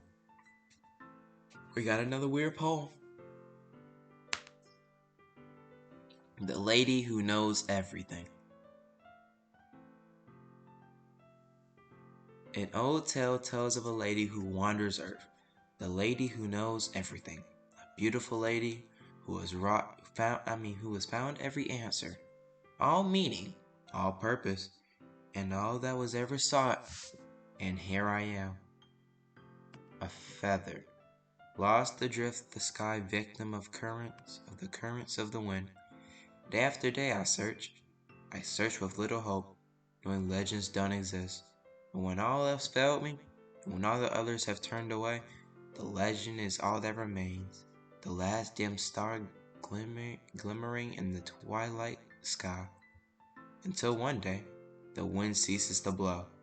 I fall, and I fall, and fall, and fall even more, gentle as a feather, a dry quill expressionless. But a hand catches me between thumb and forefinger, and the hand of a beautiful lady. I look up at her and find no end to her gaze. The lady who knows everything, knows what I'm thinking before I can even speak. She responds with a hollow voice. I have found every answer, of all which amount to nothing. There is no meaning. There is no purpose. We seek only the impossible. I am not your legend. Legends do not exist. And with a breath, she wills me back afloat, and I pick up a gust of wind.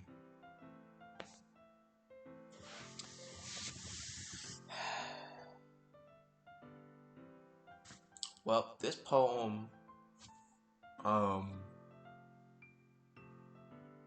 it kind of ties back to the first one, it seems. We'll have a little discussion about it later. Oh, Jesus Christ. What have we done? What have I done? I feel like learning and looking for answers are the sorts of things that give life meaning. Hold on. Okay. Not to get too philosophical here or anything. It was kind of on my mind, so that's what I wrote about. I see. I never really put much thought into it. In a way, it's almost paradoxical. Because if we've had all the answers, wouldn't the world start to lose its meaning? You know, there's one thing I noticed. It seems like everyone in the club prefers writing about things that are more sad than happy.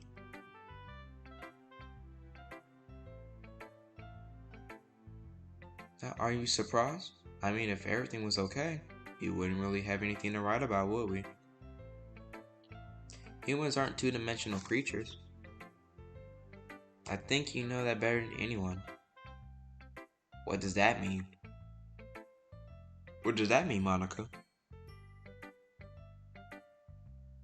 I'm gonna save the game real quick. But I'm gonna do it on a different slot.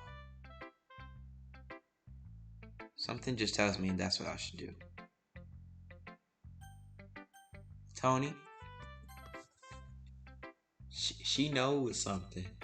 She says, I think you would know that better than anyone. That humans aren't two-dimensional creatures.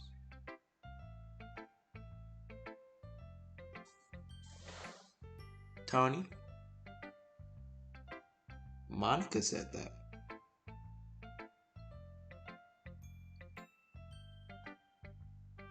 Why would I, my character KD, someone who doesn't go outside for real, doesn't have an interest in clubs or anything, whose only real best friend was Sayori at the time, know that better than anyone else?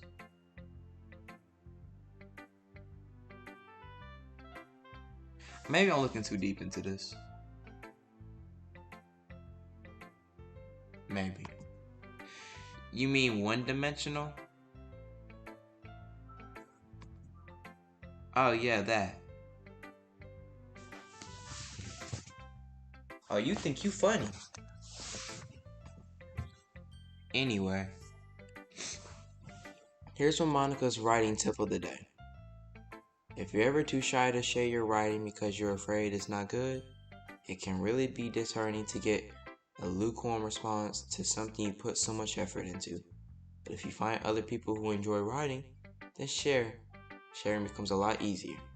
Because instead of just telling you that your writing is good or okay or bad, they'll want you to focus more on everything that went into it and the things you can work on. It's much more encouraging that way. It'll make you want to continue improving.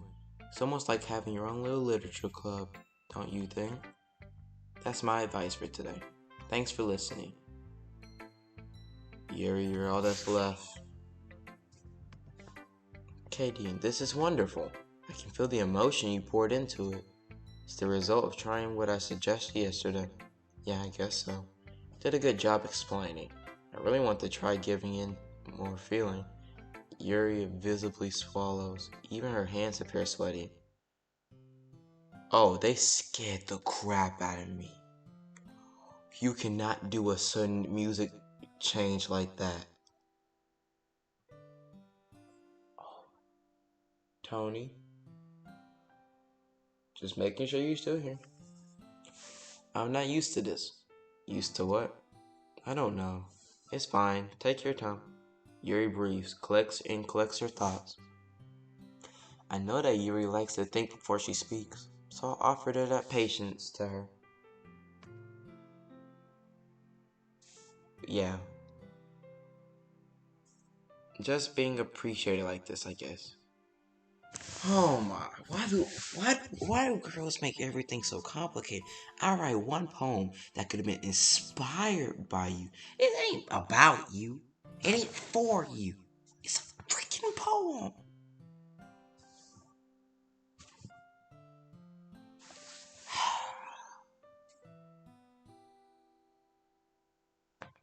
It probably sounds really stupid, but seeing someone motivated by my writing, it just makes me really happy. Are you saying you never shared your writing before? Yuri nods. Really? I don't believe it. I'm really only write for myself, and besides, people who just laugh at me. Do you really think that? Again, Yuri nods. Huh? Even your close friends? Sorry. For some reason, Yuri doesn't respond. Yuri? Yuri smiles sadly. During lunchtime, I eat by myself. I do too. Did you know that? No, but I could probably guess. It's a great time to find a quiet place and do some reading. I hate reading. In fact, I always have some books with me. I never carry a book with me. You should say I really enjoy reading. Good for you.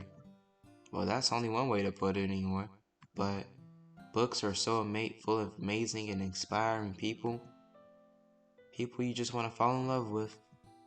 Or people you just know would make a really good friend. Cheerful people who always put a smile on your face are deep thinkers and problem solvers who discover the mysteries of life. So when you look at it that way, I'm surrounded by friends every day. You know, and those friends don't laugh at me. They don't tease me for spacing out all the time. They don't make fun of my body type. They do? Folks make fun of your body type? Oh, I'm gonna knock somebody out for that. And they don't hate me for acting like a know-it-all. This is so sweet. Making me tear up. Not really, I'm worried about Sayori. Come on. People say that about you. I'm not a know-it-all, Katie. It's the opposite. I don't know anything. I don't know how to talk to people. I don't know how to make people see me as normal. I don't even know how to make myself happy. I have all these feelings, and all I can do with them is read and write. But it wasn't until now that I started sharing it with you, and that I really understood. But I haven't really done anything. No. That's wrong. Just being patient and respectful. That's really important to me. I know I'm a difficult person. I speak too slowly. I second guess myself all the time. I read too deeply into things. Man, you're just my identical copy. You'll be fine. But every time, you always treat me just like anyone else. Yeah. You're human. It's just so rare that I feel comfortable with myself when I talk to others. But that's why every time I talk to you, I just feel really happy. I see. Well, I treat you how you deserve to be treated, Yuri. If other people don't see it that way, then screw them. I mean, I joined this club hoping I would make friends, and I wouldn't say I have at least one success, wouldn't you? If you had to put it that way. Yeah. We really are friends now, aren't we?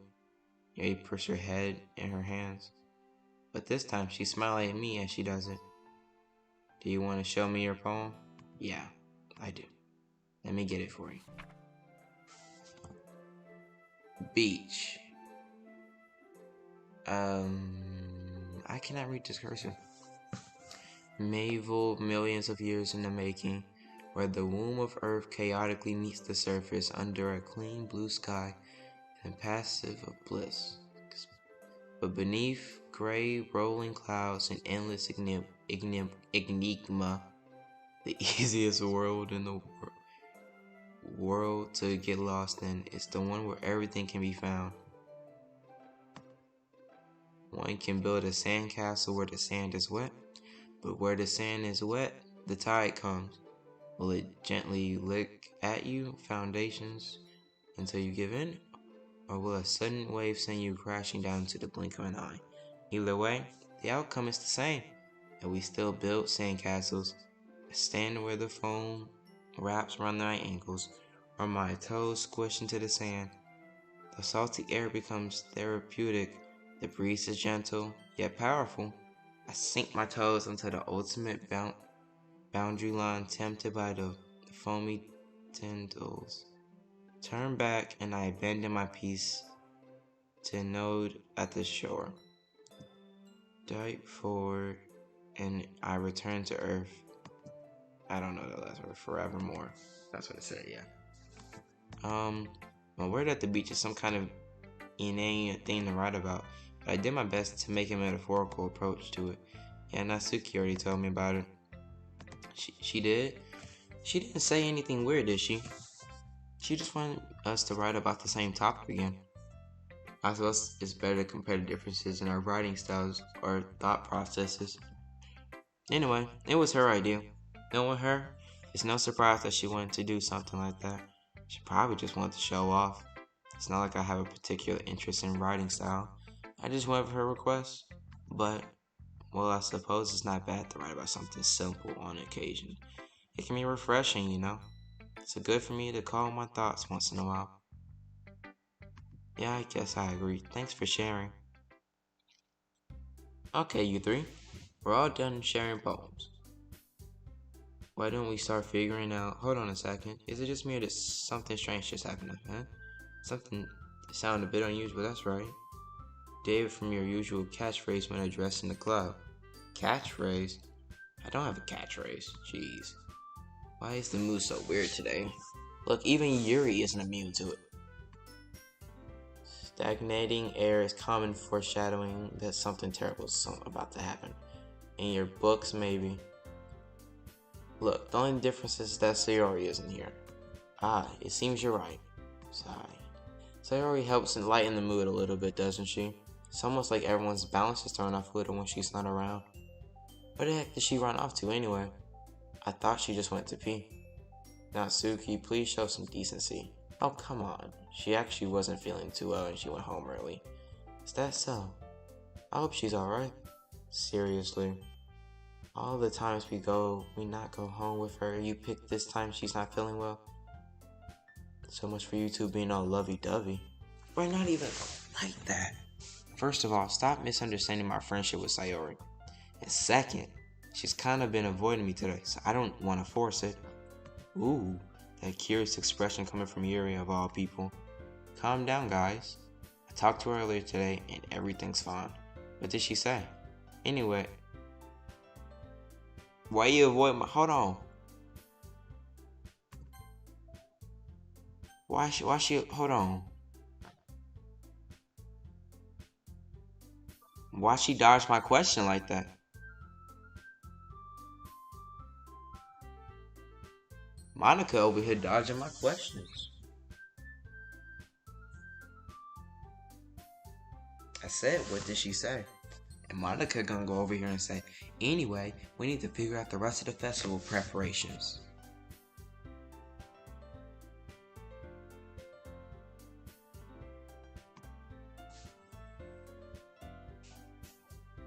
Let's decide what everyone will be doing this weekend. I already know what I'm doing. That's right. Now Suki will be making cupcakes. But we might need a lot of them in different flavors. Can you handle that all by yourself? Challenge accepted. And as for myself, I'm going to be printing and assembling all the poetry pamphlets. Sayori will be helping me design them. And as for Yuri, you can, guys, can you help me come up with something for Yuri? I'm useless. No, you're not a Sakura. Sakura has pink hair. Oh.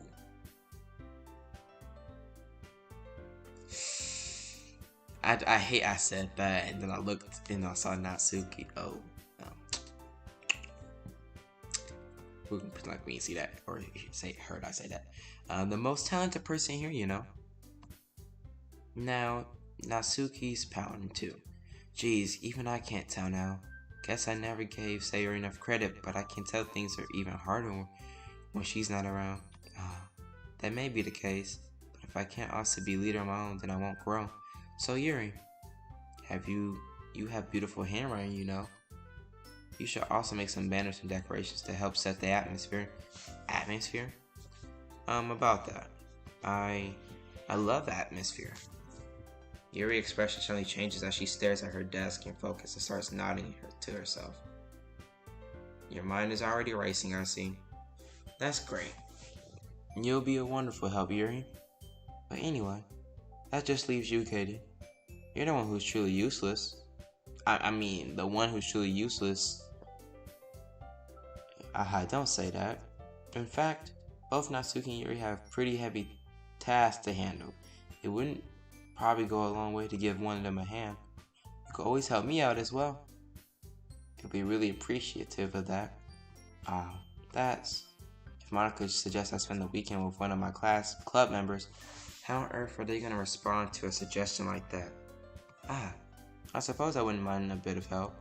Well, even if you don't know how to bake, there's something dirty work I could give you. It's not like Monica is gonna give me a choice. You shouldn't be sitting on your butt anyway. Natsuki tries to mumble a bunch of excuses like that. Now, if I recall, Natsuki, you mentioned that you would handle the baking on your own. Katie may not like to be around you if you make him out to be a nuisance, so therefore, he may be more suited to assisting with decorations. Hold on, I never said that. How hard could it be to make a few decorations anyway? Sounds more like you're just making excuses for KD too. What are you saying? It will be extremely mediocre. What in the world is this big word? What, and baking isn't? Just what do you think? Guys, let's settle down for a moment. In the end, I think it's up to KD to decide who he'll like to contribute. Besides, he hasn't really gotten the chance to spend any time with me yet, you know? So I'm sure he's interested in... You literally just said, I'm surprised as well. Sorry. I was just saying though. Jeez. Can we settle this already? Yeah. Katie, you're okay with this, right? In the end, it's you know what? Hold on, because they're gonna make me do a decision. Save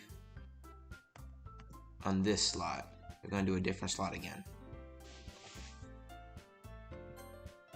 In the end, it's up to you. Of course. Very well. In that case, everyone look straight at me. Okay, we have 4 choices. Tony. We can either go Natsuki, Yuri, Monica, Sayori. Now I'm gonna tell you this right now. We're not choosing Natsuki or Yuri, especially Yuri. The reason why is Sayori's already messed up about the polar opposite Yuri.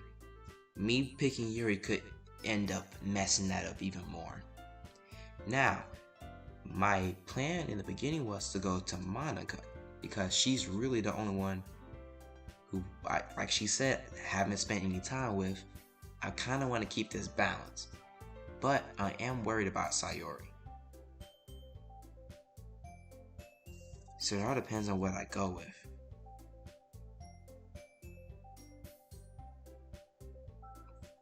Do you have any suggestions?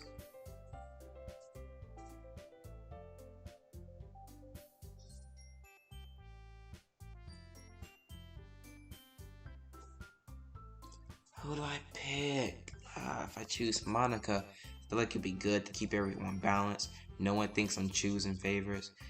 But if I choose Sayori, but I don't want to choose Monica, then Sayori thinks I just didn't worry about her at all. I don't know. Well, we saved it, so we can always come back and make this decision again. Let me make sure. Let me just say it one more time.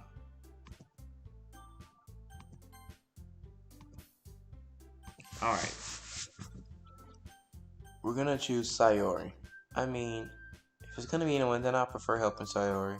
I mean, we're already neighbors, but Monica said Sayori wasn't her. Jeez. Really hate us that much? No. Oh, shoot. That's right. So I wonder. Oh my gosh. Tony, the game's forcing me. The game's forcing me into this type of situation. I chose Sayori, but then they were like, Sayori's already helping Monica. Do you really hate us that much? My character's like, no, sorry. So now I gotta choose again. Natsuki, Yuri, or Monica. And my intuition is telling me that if I choose Monica, they're gonna be like, Monica has Sayori. You're good. Choose either Yuri or Natsuki. They're forcing me into a decision of the two. And if I don't choose wisely, I feel like something bad's gonna happen. Okay, we're gonna choose Monica, because we always got the save point. So we can always go back and make the decision again.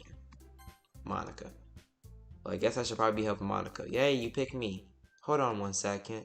Yeah. You're the one who needs least amount of help out of us, but I agree with Natsuki. Not only is your work already most suitable for one person, but you already have Sayori as well. But KD's the one who... It doesn't matter. You're the one who scared him into picking you in the first place. You're the club president, Monica. You're supposed to make responsible decisions for the club. Monica, you shouldn't let your ulterior motives interfere with this decision. Ulterior motives? What are you saying, Yuri? In fact, it sounds like you guys are the one with ulterior motives. Now they're all fighting.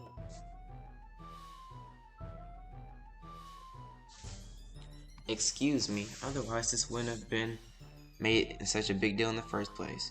It's completely false, Monica. Yeah, we have a lot of work to do, you know. You won't get the good job if we work alone. Maybe that's true. Think of the club, Monica. If we want our event to succeed, we need to appropriately distribute our resources. So are you gonna do the right thing, President? Okay. I get it. Sorry. It's technically most logical. Oh, frick! My intuition was right. They done cut the music. They cut the music, Tony. And guess what's about to happen? I gotta choose between Natsuki and Yuri.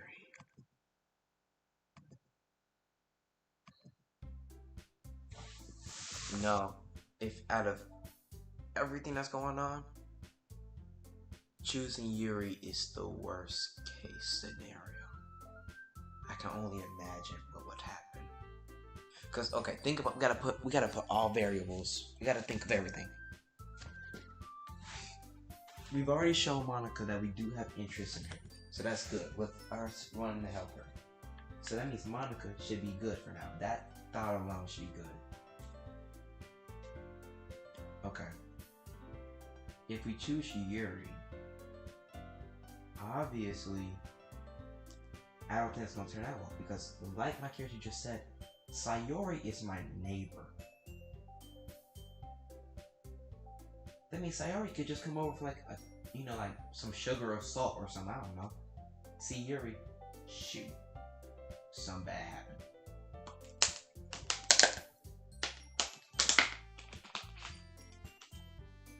Therefore, the best thing to do is to go with Natsuki, since in a way Natsuki's more simple, cutesy type thing. I feel like if Sayori saw that, if she did come over, it wouldn't be as bad than someone that's her total polar opposite that could give her the idea that I am not even close to interested in her.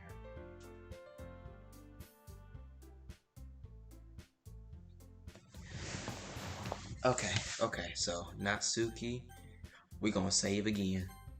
We're gonna save again.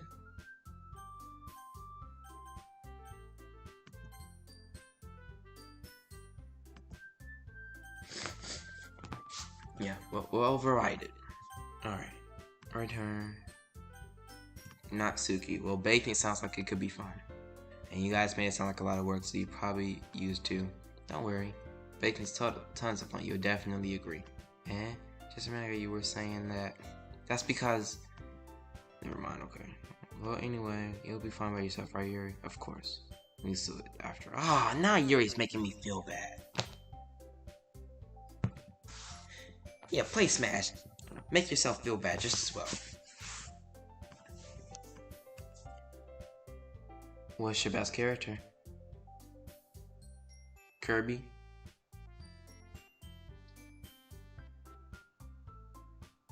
Kirby?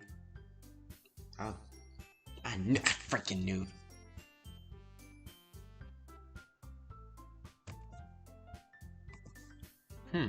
I recommend Kirby.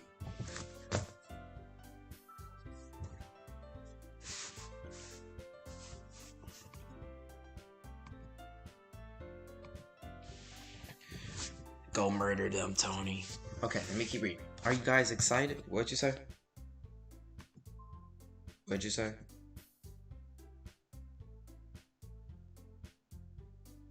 Oh.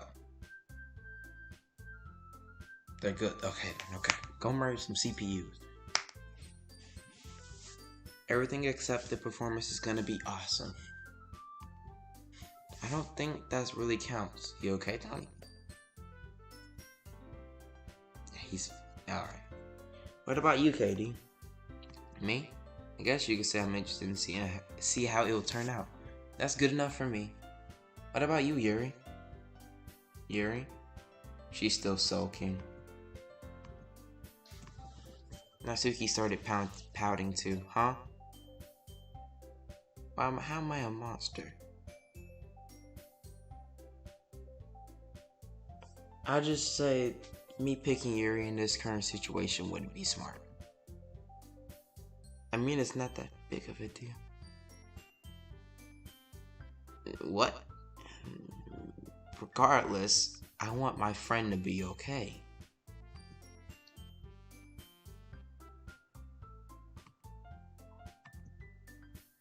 Well, I think that Yuri might not just be feeling unappreciated in general.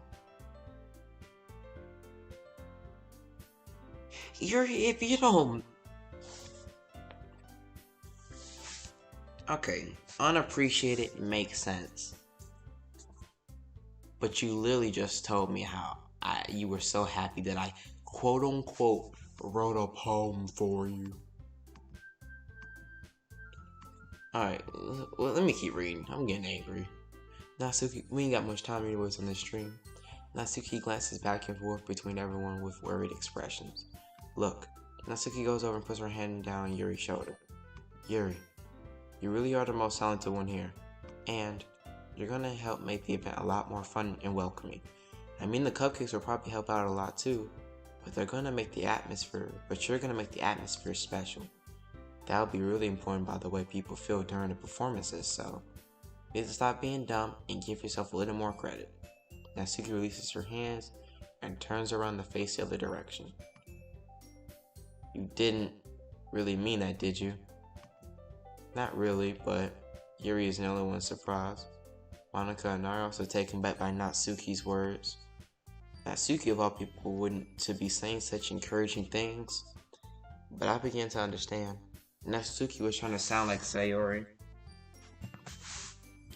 And if it didn't work out perfectly, I can tell she tried something Sayori would say at this time.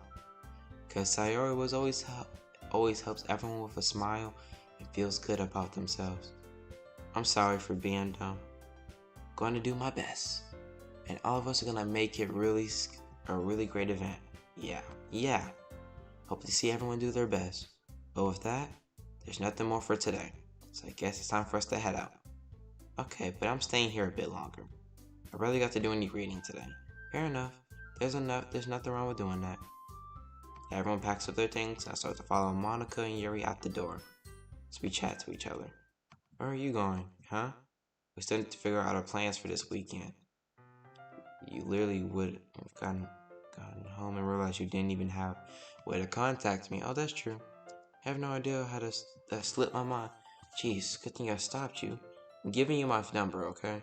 Better not make it weird or anything. Why would I do that? Now Sue gives me her number. Okay, I'm coming over Sunday.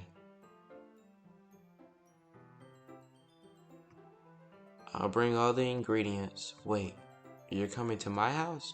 Well, yeah. What's wrong with that? I mean, I just figured that since I'm the one helping, it would be good to go to your house. Yeah, that's right. Like I could have a guy over in my place. My dad would kill me. Really? It's kind of strict if you ask me.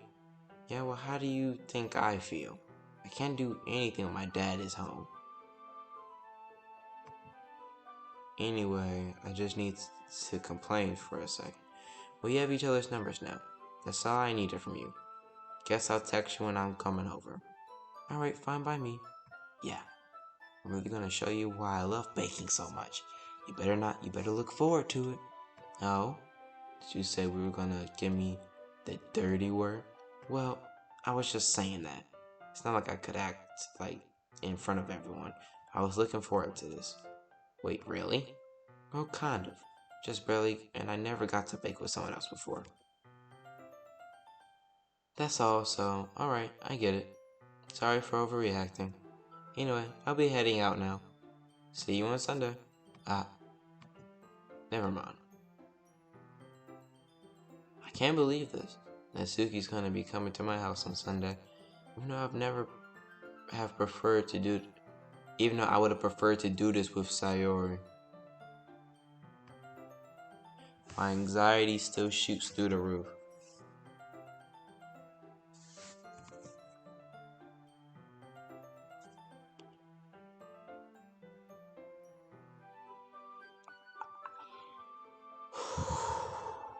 I guess I've gotten pretty used to the handling of her at this point. But who knows what might end up happening when we're outside of school. She even told me she was looking forward to it. I shake my head, but why do I feel nervous that Sayori finds out about this? It's not like we feel that way about each other. Besides, like Monica said, this is about the club. I have nothing to worry about. I'll just go with it, then I have a good time. It's already Sunday. I keep telling myself there's no reason to be nervous, but it doesn't help. I wonder if she'll act any different than when it's just the two of us. Meanwhile, she's been texting me a lot. We sent each other one after exchanging numbers to double check, but it turned into a conversation. She's almost a different personality on the phone in terms of emojis and cute language. She's really like complaining about things, but I kinda saw that one coming. But putting Natsuki aside, I haven't heard anything from Sayori since she left club early the other day.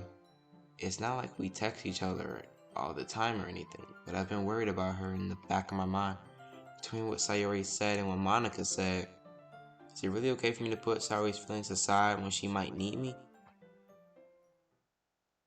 I decided to visit Sayori before Natsuki comes over. Good job. Good job. Rather than asking, I'm simply telling her I'm coming over, much like we've done in the past. Once I reach Tyree's house, I knock on the door before entering myself. Again, we used to play so often that we've made it a habit to simply enter each other's houses like we're family. The house is quiet. Sayori isn't anywhere on the first floor, so I assume she's up in her room. It's already strange of her not to run down and greet me. I head up to her bedroom where I finally find her. Sayori? Hey, Katie. I sit down in her room. Sayori forces a smile, but it's easy to tell that she's different. There's a minute of silence between us. You haven't come over like this in a while, have you? I guess you're right. It's been a long time. Not much has really changed, has it? Sayori's room is as messy as always. I recognize the same stuffed animals and wall decorations she's had for years now. If you came over more often, it wouldn't be such a mess. That's because I ended up cleaning it for you. How come you suddenly want to come over today? Are you supposed to see Natsuki today? Yeah, but wait, how do you know that? Sayori had already left by the time we decided that meeting. Monica told me. It's only natural for her to keep me informed about the festival preparations, right? Yeah, that's for sure. So what about you? Aren't you gonna be helping Monica out today? Of course. But I'm just helping her online. We didn't plan to meet up or anything. So it's just me and Natsuki then. Yep. There's more silence between us. Sayori stares at me in a random direction. Everything about her behavior is really uncharacteristic. I finally get the point. I just want to see how you were doing. After you left on Friday, when something's wrong, you can't hide it from me. I know you too well. So, Sayori smiles, shaking her head. That's no good, Katie. Eh? Why can't it just be like it's always been? This is all my fault. If I didn't get so weak and accidentally express my feelings, if I didn't make that stupid mistake, then you wouldn't have been worried about me at all. You wouldn't have come here. You wouldn't have been thinking about me right now. But this is just my punishment, isn't it? I'm getting punished for being so selfish. I think that's why the world decided to have you come over today. It just wants to torture me. Sayori. Grab Sayori by the shoulders. What on earth are you saying? Are you listening to yourself right now? I know something happened to you, but there's no other explanation for you to be like this. So tell me already. Till then, I won't be able to stop thinking about it. Sayori gives me an empty smile. You really put me in the trap. But you're wrong. Nothing happened to me. I've always been like this. You're just seeing it for the first time. Seeing what? Tony.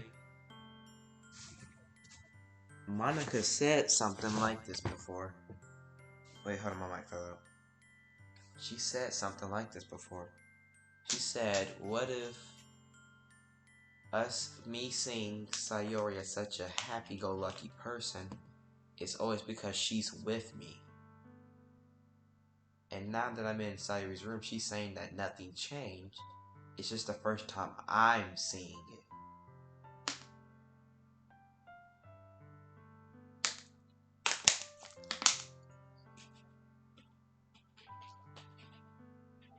The fact that Monica called that out the day that Sayori left school is a little too suspicious. A little too suspicious. Now, it's an accurate guess. I won't say I wouldn't have thought the same. It's just too coincidental. Yeah. Too coincidental. You're really just gonna make me say it to you, aren't you, Katie? Guess I have no choice this time. The thing is, I have really bad depression. I've had really bad depression my whole life. Did you know that? Why do you think I'm late to school every morning? Because most days I can't even find a reason to get out of bed. What reason is there to do anything when I fully know how worthless I am? Why go to school? Why eat? Why make friends? Why make other people put their energy and caring to waste by having them spend it on me? That's what it feels like. And that's why I just want to make everyone happy. Without anyone worrying about me. I'm in shock. I can't even figure out how to respond. How is it possible that Sarah kept this from me entire time without I've known it? Did she really want so badly for me to just not think about her? Why, Sayori? Why is it that you've never told me about this? Feels like I've been betrayed as your closest friend. Because if I knew, I would have done everything I could to support you. Even if there was only so much I could have done. I would have tried a little bit harder to make every day a little bit better for you. That's why I'm your friend. All of we done together, all you had to do was tell me. You don't understand at all. Why do you think I didn't tell you? Because if I told you, you would have had to waste effort caring about me instead of doing what's important. I don't want to be cared about. It's bittersweet when people try to care about me. It feels nice sometimes, but it also feels like a bat being swung against my head. That's why I wanted so badly for you to make friends with everyone else. Hoping everyone will be happy together is the best thing for me. I really messed up.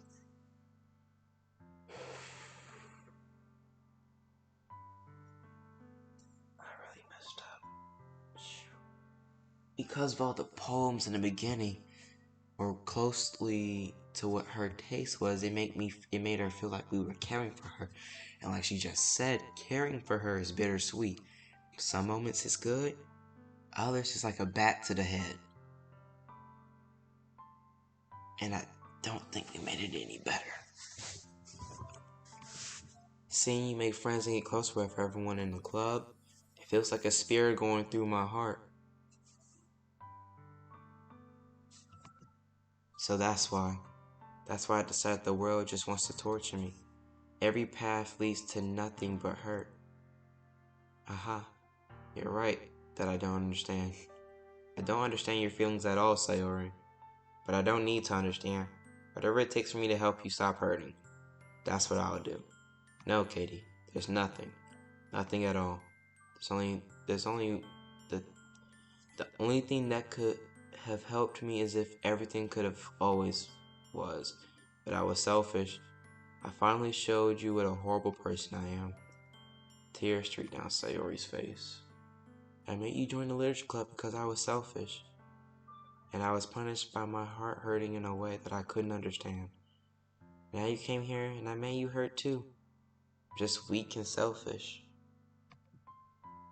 You know what, that was messed up, Tony, to have that play right now. That was messed up. Gonna have the Mario, wahoo! Like, no. That's all I am. That's why I'm going to accept these punishments. Because I deserve every last one. Without thinking again, I grabbed Sayori's shoulders. This time I pull her into a tight embrace. Sayori, I don't care if you feel selfish. I'm really happy you convinced me to join the club. Seeing you every day makes it worthwhile. If I have friends with everyone else, then that's just a bonus. But please never underestimate how much I care about you. I wouldn't have it any other way. Sayori isn't hugging me back. Despite my arms being wrapped around Sayori's arms remained at her sides. She starts sobbing next to my ear. No, don't do this to me. Please don't do this. Sorry, barely managed to speak between her sobs. Don't know if I'm doing the right thing, but all I want is for her to know I care. No matter what it takes, I'll figure out what needs to change. I'll make these feelings go away. If there's anything you need me to do, then you better tell me. I'll get mad if you don't. I don't know. Gently, Sari puts her arms around me in return. You don't know anything. It's all really scary. Don't understand any of my feelings. The only time I'm not feeling nothing is when I'm feeling no pain. When I'm feeling pain. But your hugs are so warm, and that's really scary too. Sari lets me go. She does so, and I let her go as well. The festival is tomorrow. Yeah. It's going to be fun, right? Yeah. How would you like for me to spend it all with you? It's what I want. I promise. I think that would be nice then. Yeah. Sari wipes her eyes. If I could spend the whole day here, I would. All of these days, it has to be with the one, or I have other plans. Maybe I should cancel. No, don't. Please don't. If you did that, then I really wouldn't forgive myself. But it's almost time for Natsuki to meet me at my house. At the very least, do you want me to come along and help you out? It would be fun. To my surprise, Sari shakes her head. I'm sorry. I don't know if it would be very good for me today. You understand, right? It's kind of hard for me to fully understand. I'm trying my hardest. It's okay. Don't worry too much about it. I'll see you again tomorrow, okay? Alright. I look forward to it.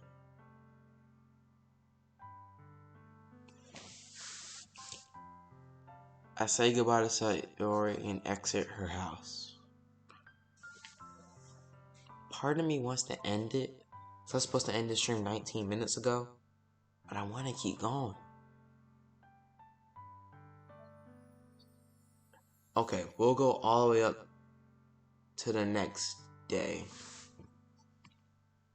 On the way home, I found myself still feeling uneasy, but it's hard for me to keep thinking about when Natsuki's about to come over.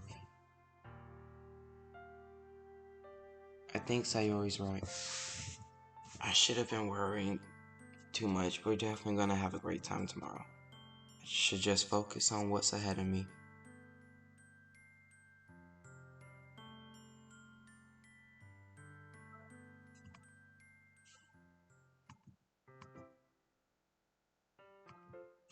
Without delay, I opened the front door to let her in. Sup? Hey, I don't know what I was expecting, but seeing Natsuki in something other than her school uniform totally threw me off. Seeing her in such a cute clothes made the uniform seem unfitting in comparison. Jeez, don't make me feel so awkward already. It's gonna be a long afternoon, so don't be weird just because you're not used to seeing me outside of school. Anyway, I'm coming in.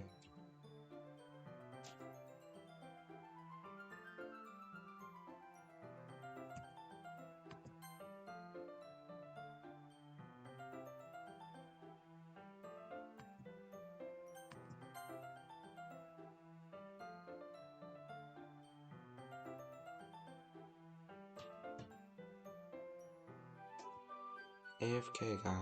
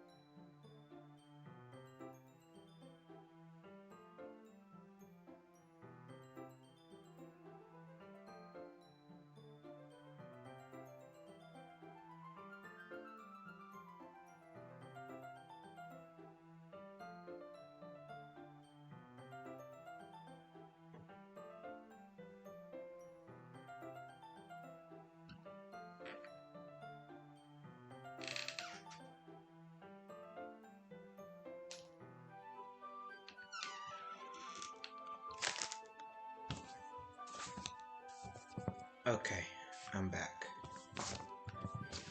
Oh, sorry, I need to get me a cup of juice and collect my thoughts. See, I brought lots of stuff. Natsuki's carrying a large bag that's probably full of baking supplies.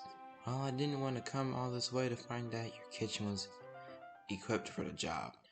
You brought everything I asked you to, right? Yep, I did. Yesterday, Natsuki asked me to buy a bunch of ingredients if I didn't already have them at home. Good. Glad I could count on you to do your part.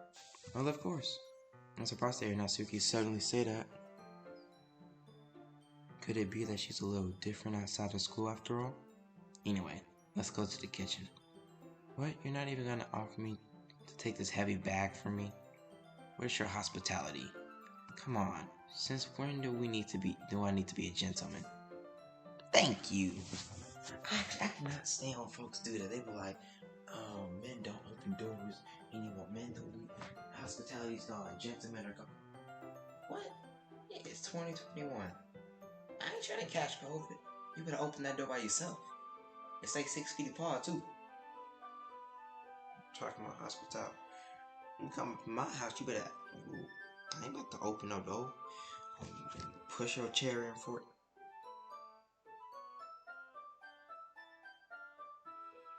I'm gonna keep playing. And what's the percent on your card? Grab the back. Told me. Okay, I'm gonna keep reading. This is ridiculously heavy.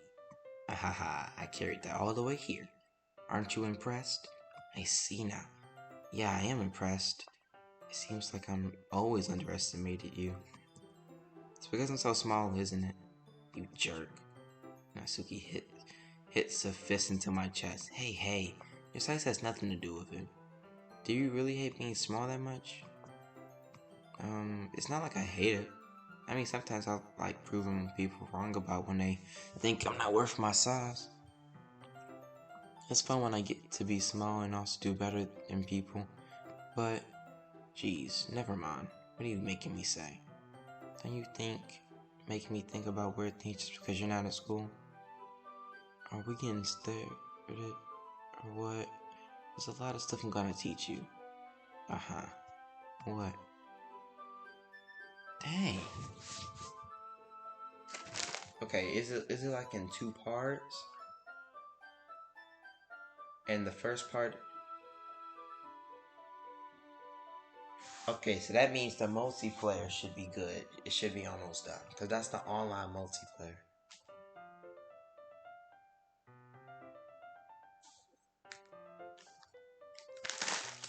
Let's go. Alright.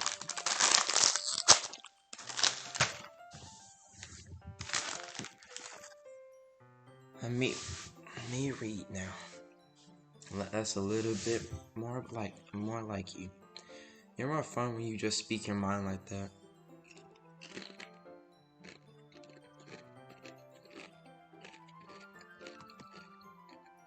Hey.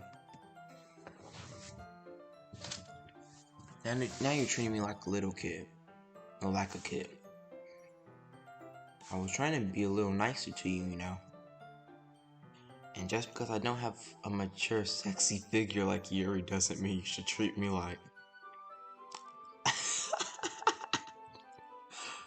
She said, and I quote, and just because I don't have a mature, sexy figure like Yuri doesn't mean you should treat me like a... And then that's it. Natsuki catches her words and her face turns red. Natsuki, forget it. I didn't say anything. I should apologize. I appreciate that you're trying to be nicer. I should have been a little bit more considerate too. But also, if that's what you're thinking, then you should know that there are a ton of guys who are into your body types like yours. How will you know? You know that? How will you know that anyway? Just trust me on this one. Natsuki, trust me. There's tons of folks after your body type. And they're weird. They are weird. Very weird. Gross. Hey, what's that to me? Who else? Man, let's just get started already.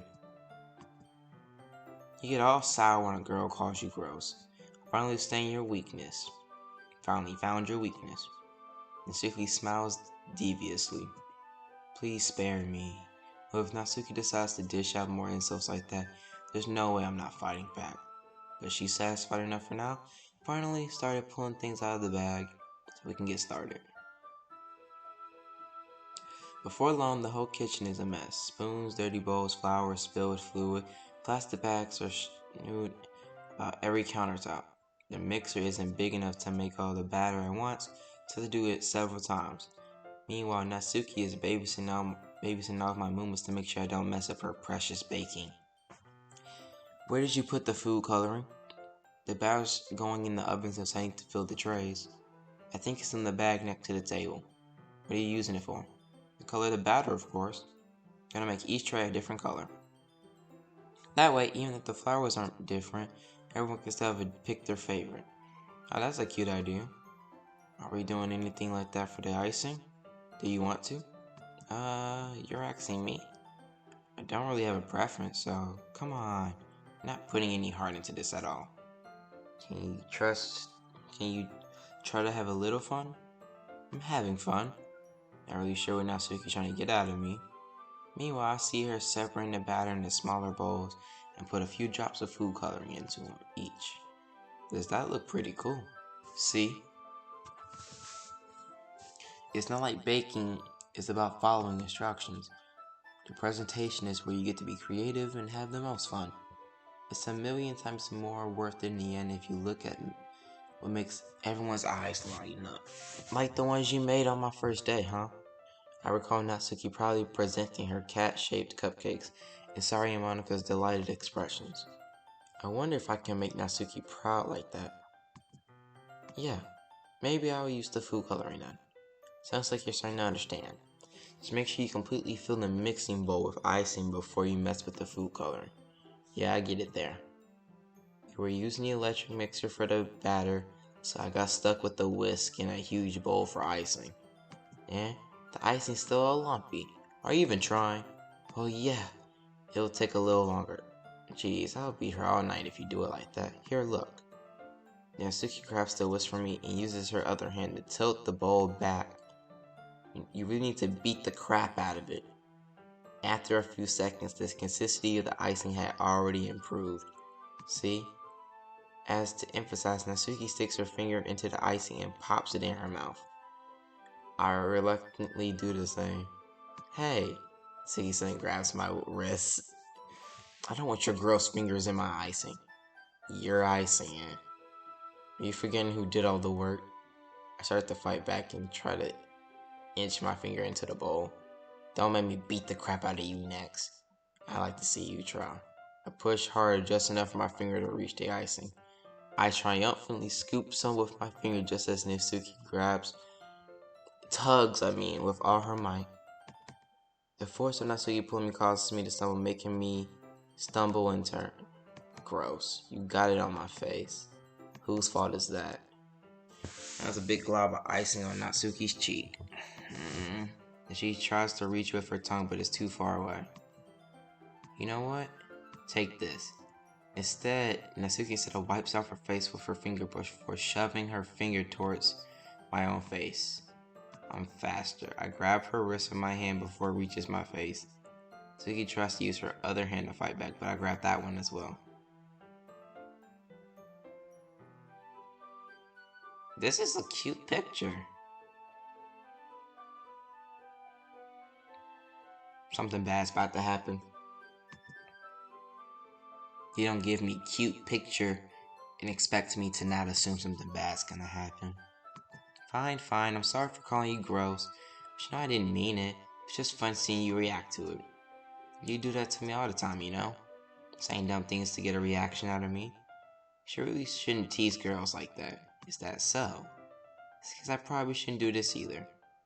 I take one of Natsuki's fingers and put it in my mouth, licking off the icing.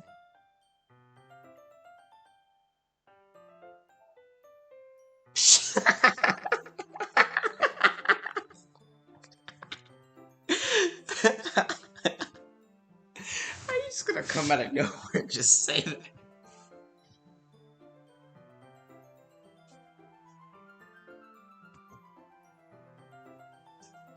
What?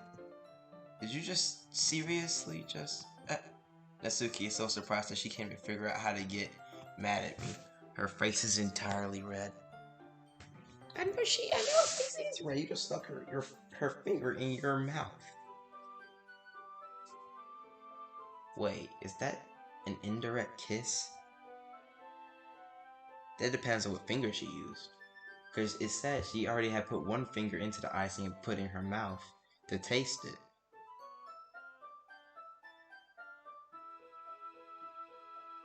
I'm gonna pretend like I must just... You really shouldn't do that kind of things to girls unless you really like them. You know that, right? What kind of question is she asking me just like that? I had to move turn to this so quickly, alright? Give me silence.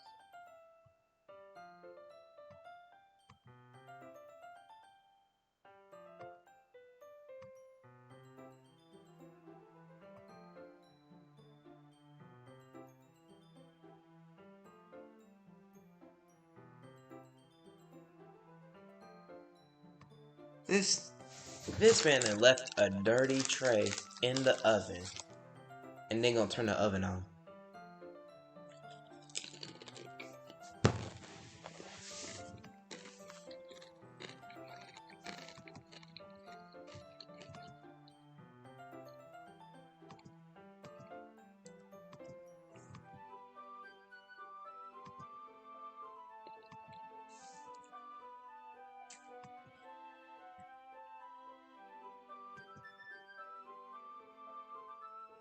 Oh, that smells good.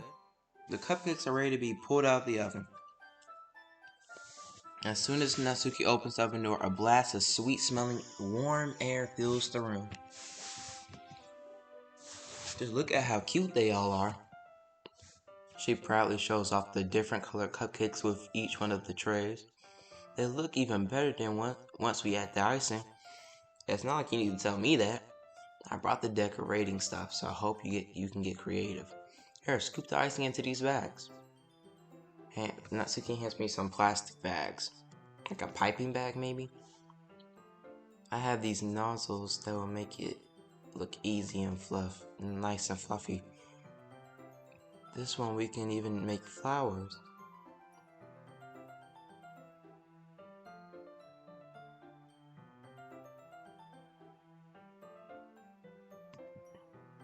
What's this one for? I picked up one of the nozzles and a much thinner tip than the others. That one's really thin, so you can make strips or any other patterns. You can also write stuff on a cake, like happy birthday or whatever. I see. It gives me an idea actually. There's no literature event. We can make a literature theme by writing different word on each of the cupcakes. It would be fun to see people choose their cupcake based on the word they like.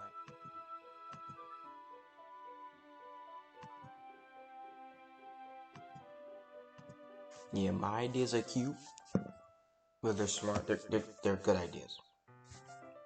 Maybe I'm getting it from you. What's that supposed to mean? I'm not cute. Come on.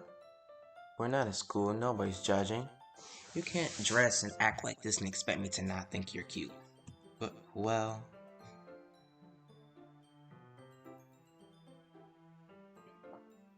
Natsuki's voice trails off. Same with you. Did you just say something? No, nothing. Let's just do the icing. Natsuki picks up the paste and fastens a nozzle into each bag. There's a lot to do, so we shouldn't waste time. Here, I'll show you how to do it. While giving me a chance to think before, Natsuki quickly moves on. She shows me how they apply the icing, then we get to work. But then we're finally finished. Natsuki puts them all aside to admire our work. Look how pretty they all are. Yeah, they are, aren't they? I wish I could have one now, but there's no reason you can't, right? I don't see any harm in that. Oh yeah, but my dad's making dinner tonight, so I really need to save my appetite. Sorry, it's the exact opposite in regard. If she was here, she would already be down 10 cupcakes already. and she would still eat dinner. Come on, that's just unhealthy. Because my dad cooks, I need to eat as much of it as I can. Well, anyway, I was hoping we would have time for manga, but I need to be home for dinner. Already? That's a shame. It's your fault for working so slow.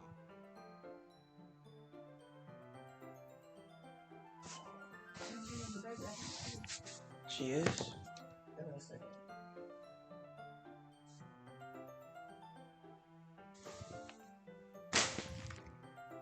Where is she? Okay. I just leave it cracked for her. Oh.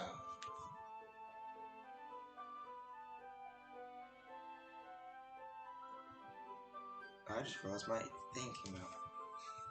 You should really have thought of that. It's not like you always have this chance. Man.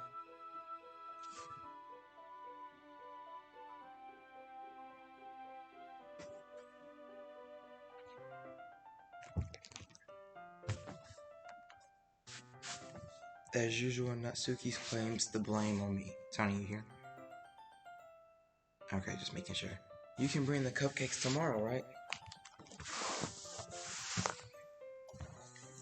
If you and Sayori can each carry some, then you can probably do it in one trip. Yeah, I can do that. And don't worry, and I won't let her eat any.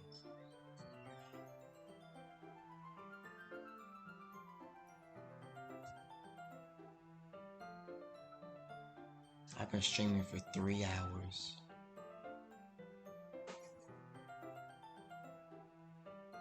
And don't worry, I won't let her eat any. Aha. I wish she could have listened to me the way she listens to you. Yeah. I again think back to the conversation I had with Sayori earlier today. I felt so helpless. Sayori always does listen to me. But at that point, it felt like she couldn't listen to me at all. Okay, I'm all packed up. Go work for today. You too. I'll walk you out, I guess. Just like that, Natsuki's already done. It's already about to leave. Feels like the afternoon went by in a flash. More than that, did I even take the trip to get closer to her like I wanted? Well, I guess I'll be off then. Thanks for helping me and everything. I'll see you tomorrow. Wait, Natsuki. What you said before about not always having this chance. It doesn't always have to be this way. I had fun today. You showed me how fun baking can be like you wanted. That aside from that, you can come over anytime, okay?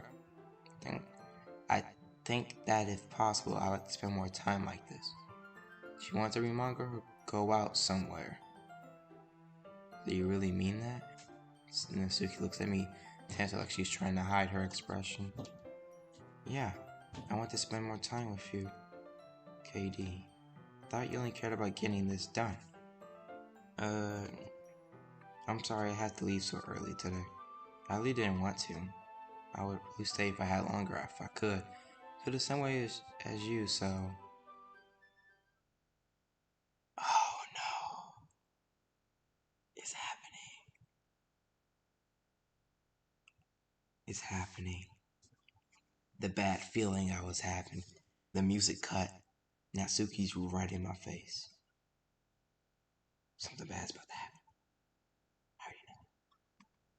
Wait, Natsuki. Standing inches from me, Natsuki looks up at me. I feel her fingers gently clutching at the sides of my shirt, as if holding on to me. Her rose-colored cheeks matching eyes fill my vision along with her slightly parted lips. What is happening?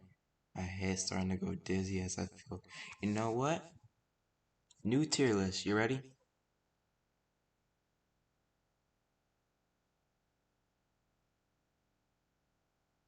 On Doki Doki. It would have to... On Doki Doki, my favorite would have to be Natsuki, Sayori. And I know you probably want to kill me if I say it. So I'm gonna let you guess the other two.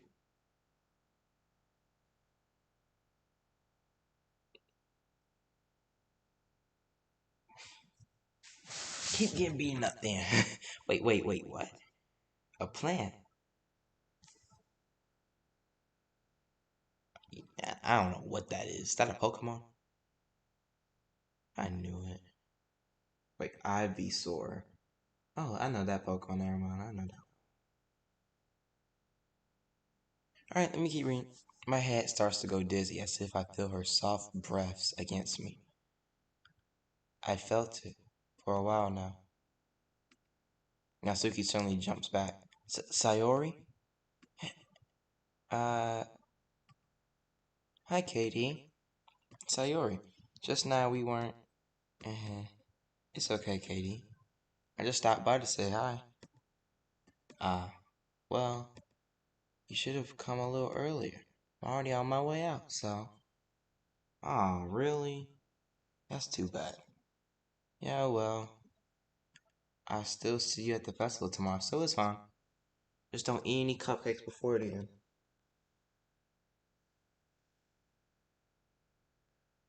Anyway, later. Clearly frustrated, Natsuki hurries off, and Sayori waves goodbye. Sayori, I thought you didn't want to come over today. Well, I tried staying in my room, but my imagination was being really mean to me. So I had to come out here and see for myself. See what? What are you talking about? You know, how much fun you were having with Natsuki. Frick. Oh. Wait, what? What did I do? He said it, guys. He said I did something and then called me a monster, guys. What did I do? What did I do? Don't tell me I did something stupid, not something. Look how close you got to her.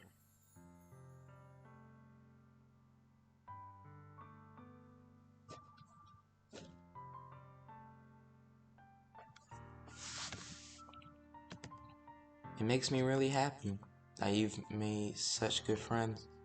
That's all that matters to me. Tears start falling down Sayori's face. That's all that matters to me. And why am I feeling this way? I'm supposed to be happy for you. Why does it feel like I'm saving? I'm saving.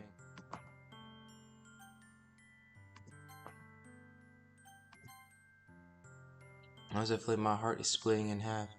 It hurts so much. Everything hurts so much. This would be so much better if I could just disappear. Sorry, don't say that. It's true. If I wasn't here, then you wouldn't have to waste your sympathy on me. You wouldn't have to put up with me being selfish. Monica was right. I suggest Monica. Monica was right about what?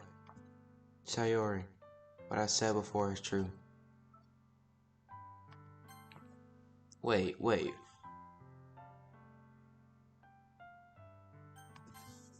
That's just weird how he just quickly changed the thing about from Monica to I was right, but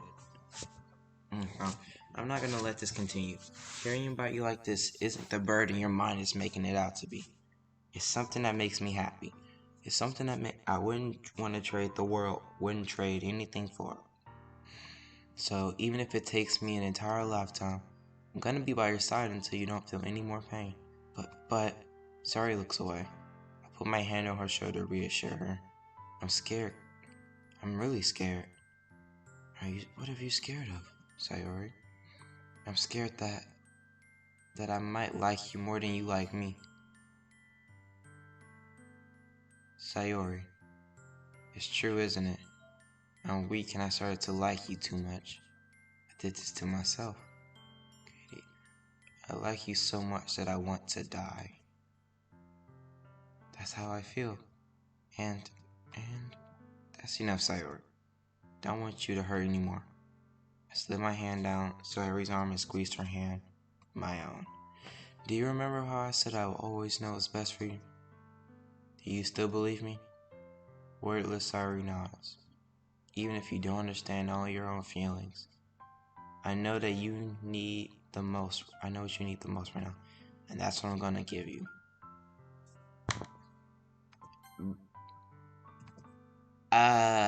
Tony? So I have two options. Either the I love you or you'll always be my dearest friend?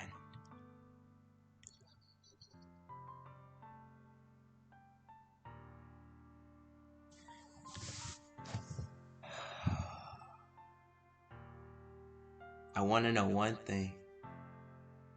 You know what? I don't know. I feel like saying the wrong thing screws up everything. Am I right?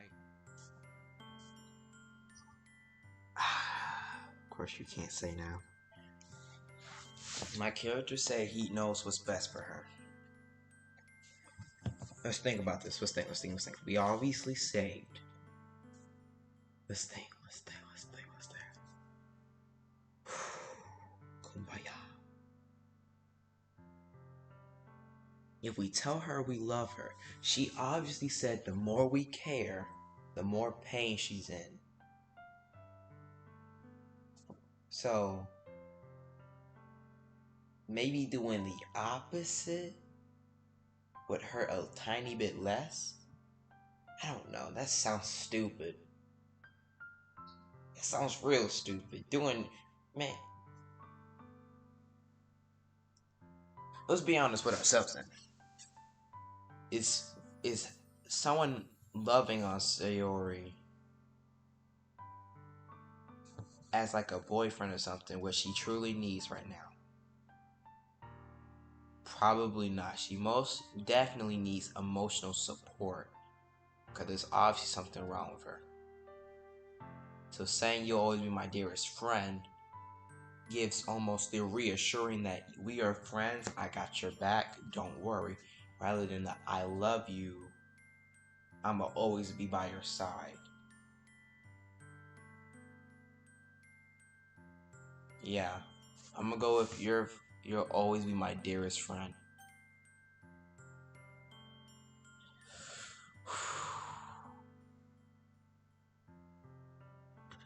Click. You'll always be my dearest friend. What you need most is for things to be like they've always been, like she said. Bam! Monica told me the truth. She said how much happier you seemed after I joined the club. I know you're struggling with something really difficult feelings right now, but please trust me that I know what's best and I will make you happy in the end. I promise I will help you get things back the way they were. I see. Sayori's face smiles through the incredible pained expression. Is this what I feel like to get stabbed in the chest? What? What? Nani? Is this what it feels like to get stabbed in the chest? I should write a poem about this. Sayori. It's okay. This is just my punishment, remember? For being so selfish. So please. Don't worry about these stupid feelings. I know you're right. I knew this whole time that there's no happiness down that path. Hold on! Hold on! Huh? What? Sucker, I got the power to go back in time. What you think I'm about to do? I'm gonna put a save. I'm gonna put a save so I can come back. When I want to see the other route. But the thing is, you said push on?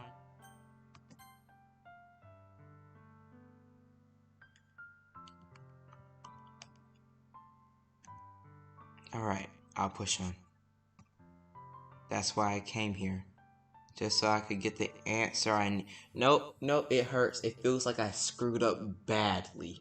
Like, you know how like I stub my toe or I always end up hurting my ankles when I walk down the steps? That's the type of pain I'm in right now. Is that a perfect example? No, it's not.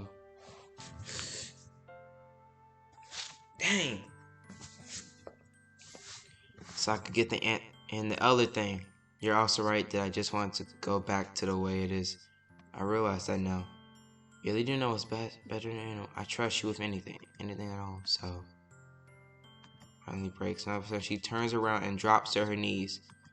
And clutching her head with both hands, she screams out as loudly as she can. I'm suddenly shocked that I don't know how to react. Sarah looks over her shoulder and flashes one more weak smile before turning around and running off. I ain't about to chase her. I'm left helplessly standing in the front of my house.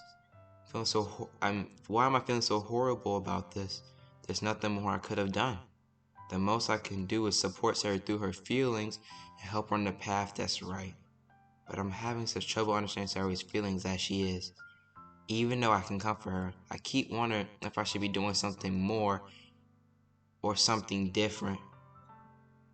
Did I make the wrong choice? I know these thoughts will continue to plague me until things are back to the way they are. I'm going to give it everything I got. Sayori will always be my dearest friend, and I will do whatever it takes to put a smile on her face every day. It's the day of the festival. No music? Oh, shoot. What in the world? Oh, this cat done ran and did something.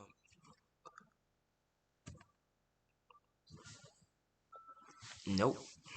I can hear only faint screams in your background. Yeah, a little bit. Let me keep reading now. That was Vic. Oh. Oh, so you won. But Sayori isn't answering her phone. I considered going to her house to wake her up, but I decided that's a little too much. Meanwhile, the preparations for the event should be nearly complete. I managed to carry all the cupcakes by myself, stacking 2 trays. Natsuki is already texting up a storm, but I can't respond thanks to my hands being full.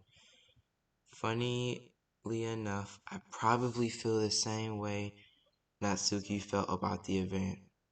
I'm more excited for it to be over so I can spend time with Sayori and Natsuki at the festival. But knowing Monica, I'm sure the event will be great too. KD, you're the first one here. Thanks for being early. That's funny how I thought at least Yuri would be here by now. Monica is placing booklets on each desk of the classroom. There must be one she prepared that I'll have the poems we're performing. Where's the music? In the end, I found a random poem online. Huh?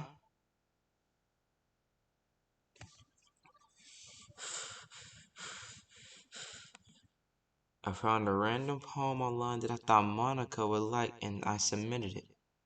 So that one I'll be performing. I'm surprised you didn't bring Sayori with you. Yeah, she overslept again.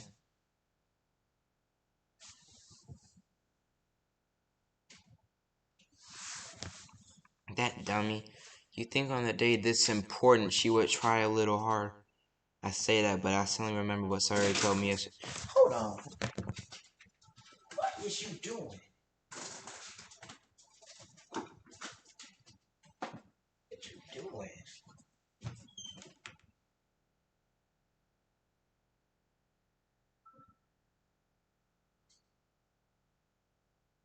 are you doing, cat? I mean, something very important is going on. Interrupting. Alright. I suddenly feel awful knowing it's not nearly that simple for her. I only said it because it was the way I'm used to thinking. But maybe I should have gone to wake her after all. Uh-huh. You should take a little more responsibility for her, Katie. I mean, especially after you exchanged with her yesterday.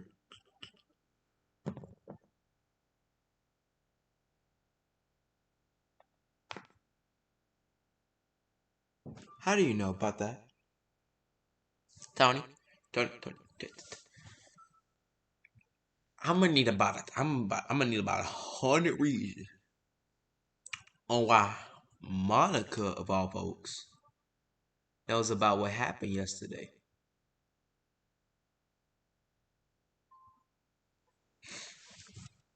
Monica isn't our neighbor. They would have brought something up. Only a good amount. I didn't even know there was multiple endings. I thought there was only two.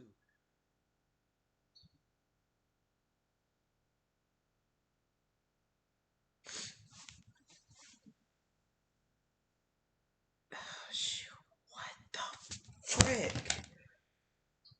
I'm pissed. I'm actually pissed. I want to scream because the evidence that I had on this woman that she was some type of sentient being that she knows too much is coming true. Her poem about the lady that knows everything. That's her. The first poem, when she said she thought she was looking, what was it? She thought she was looking in, but this entire time she was looking out and we were looking in. And then about her talking about two-dimensional beings when our character clearly corrected her saying, "Don't you mean one-dimensional?" Like she would know something's not.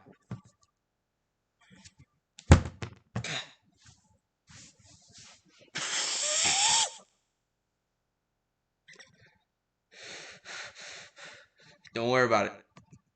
You kind of left her hanging this morning. Oh, you.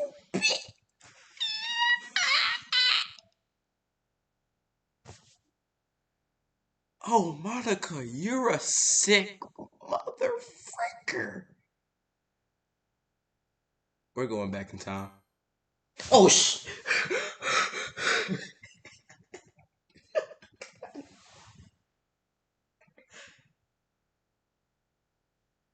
My cat jumped on my back. She scared the crap out of me. Hold on. Monica doing too much talking. She doing too much. She doing too much.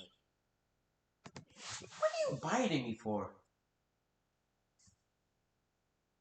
What do you want? Stop looking at me. You scaring the crap out of me.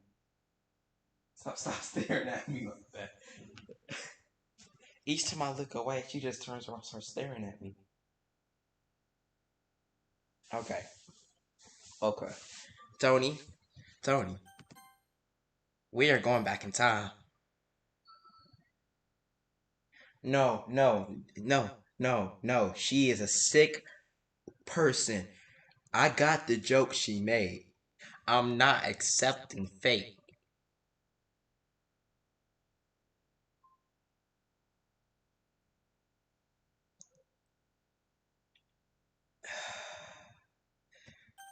Part of me feels like I have a duty to continue.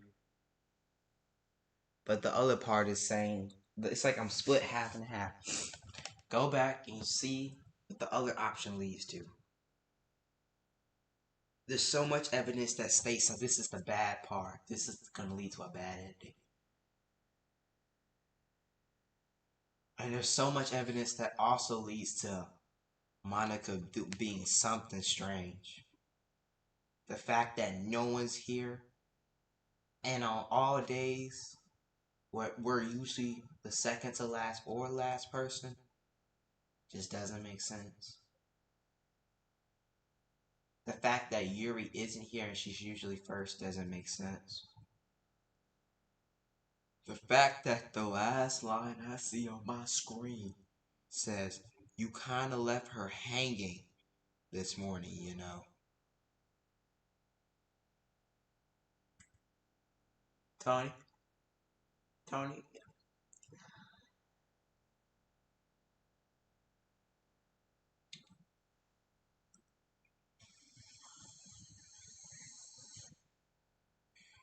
You ever been, you know that meme where that dude punches his laptop screen and breaks it? That's me right now looking at her. Because I feel like you know something. So, we'll continue. Exchange. Monica, you know about that? Of course I do. I'm the club president after all. What that gotta do with you knowing that? But I stammered, embarrassed. But sorry, tell her that quickly. Turn her down her confession. And you seem like the bad guy here. Oh, who knows what's best for her, right? Jeez, you don't know the full story at all, so don't worry. I probably know a lot. Nope, nope, she's some sentient being. Nope, nope, nope, nope, nope, nope. I've been played. She been playing it.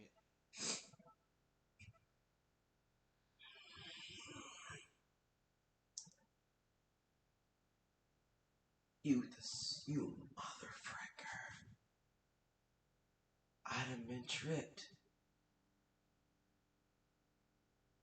I lost both the battle and the war. But as Eniego always said, keep moving forward.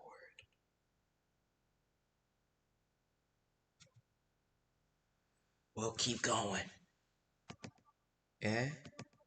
Monica is being as friendly as usual, but for some reason I felt a chill down my spine after hearing that. Hey, do you want to check out the pamphlets? They came out really nice. Yeah, sure. I got one of the pamphlets. Oh yeah, they really did. Something would definitely help people take the club more seriously. Yeah, I thought so too. I flipped through the pages. Each member's poem is on there. I recognize Natsuki Shiri's yeah. Wait. What's this? I flipped to Sayori's poem. It's different from the one she practiced. It's the one I haven't read before. Get out of my... Go. No. What else does it say? I clicked off of it by mistake. What is this? Go, man. Go. Stop talking to this witch.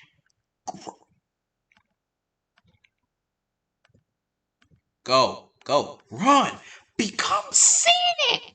Go.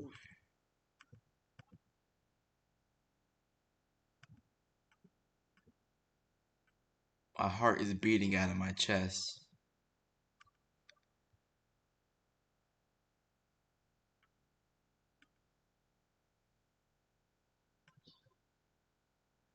I think I want to keep pushing forward. Wait.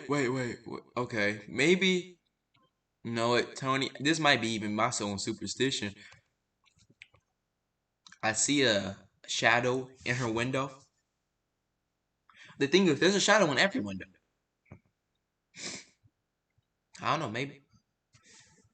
There's a shadow in every window. Yeah, so it's nothing. Yeah, like yesterday, I let myself home. Sayori, she really is a heavy sleeper. I swallowed. I can't believe I ended up doing this after all. Waking her up in her own house. Isn't that more like something a boyfriend would do? In any case, it just feels right. Outside Sayori's room, I knock on the door. Sayori? Wake up, dummy. There's no response. I really didn't want to have to enter her room like this. Isn't this kind of breach of privacy? But she really leaves me no choice. I gently open the door.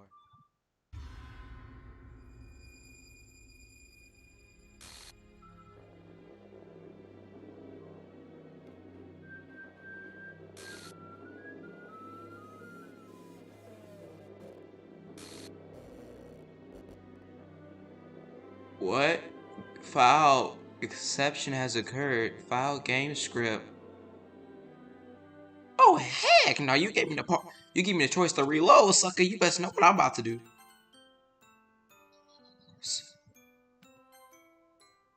And Monica, you're a dirty ooh.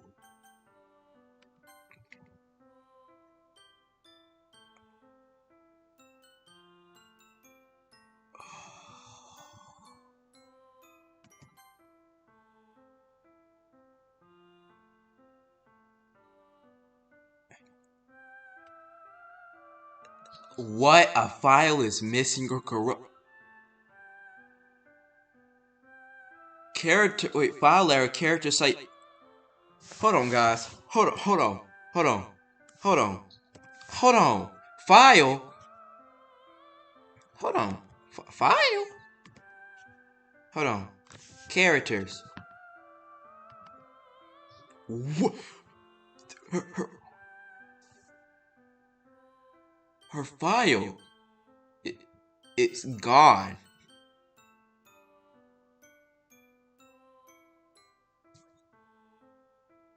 Her file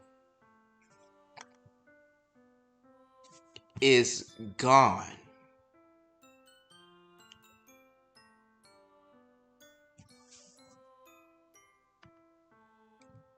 Her file.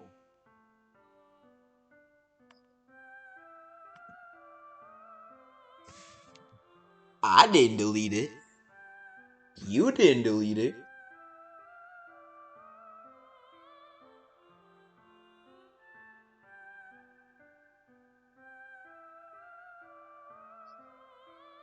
Hold on, hold on, hold on. I can go further back. Oh, this person. Wait, what just happened? What's going on? I see an annoying girl running towards me from the distance. So Sayori, the girl is what?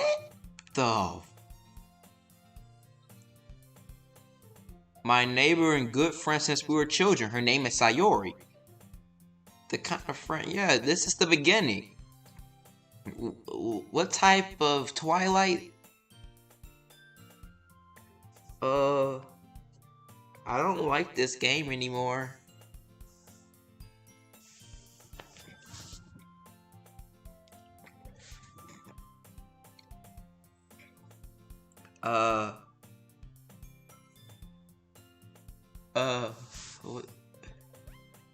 However, I just sighed and idle in front of the crosswalk and let demonic name catch up to me. What the fuck?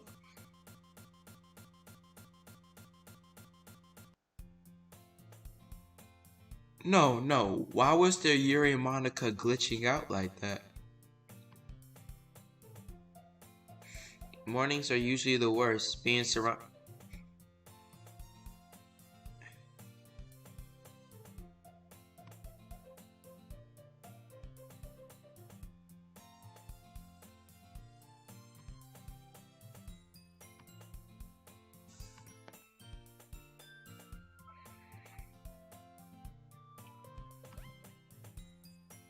Who is my character talking to?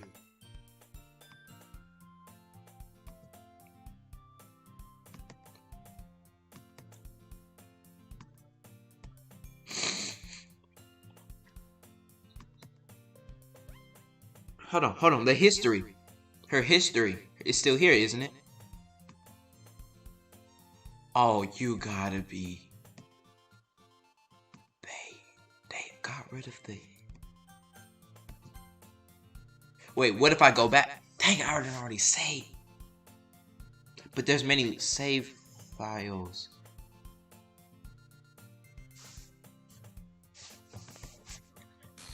What the? Hey, Monica. I didn't expect to see you here either. I was looking for Sayori. It's been a while. Yeah, it has. We don't know each other. Well, we rarely talk, but Monica was the most popular girl, so having her smile at me so genuinely.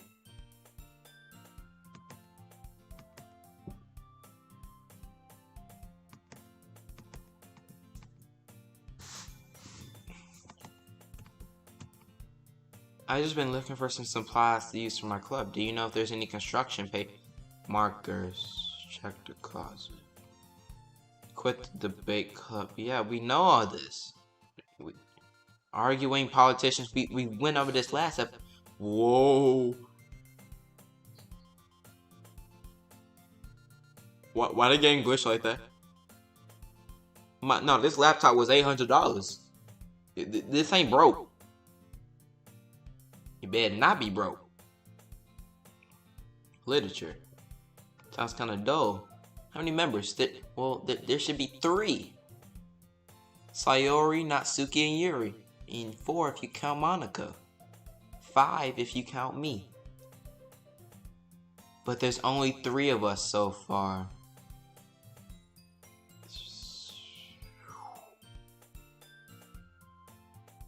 Literature club can be a rock, reading poetry. We already know this.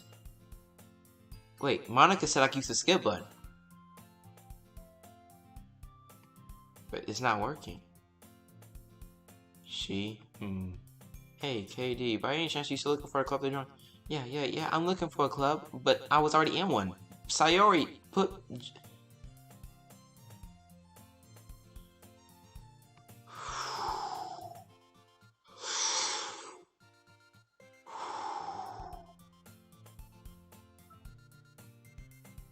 Well, I guess I have no reason to refuse. Besides, how could I ever refuse someone like Monica? Oh, awesome. You're really sweet, Katie. It's nothing, really. Shall we go then? Yeah, I look forward to material. And thus, today's markers.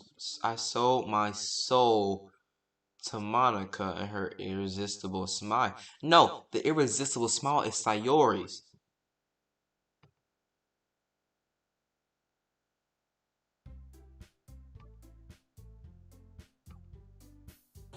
Who is she?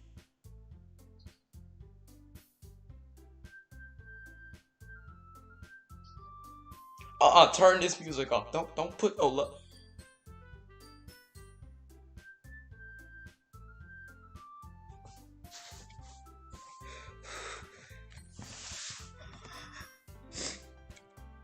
A guest. Yeah, I'm a guest. I'm a guest. Hey, Natsuki.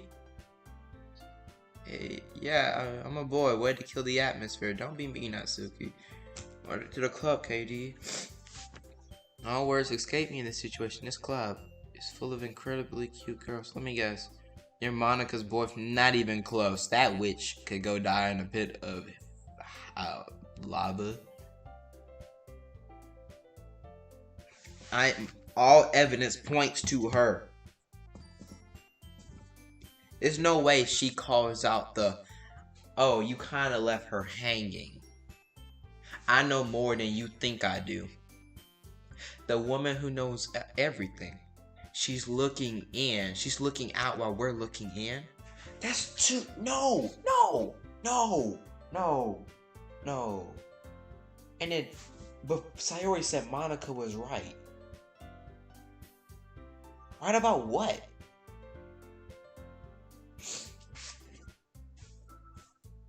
I'll be right back. I'm gonna go get me some tissue.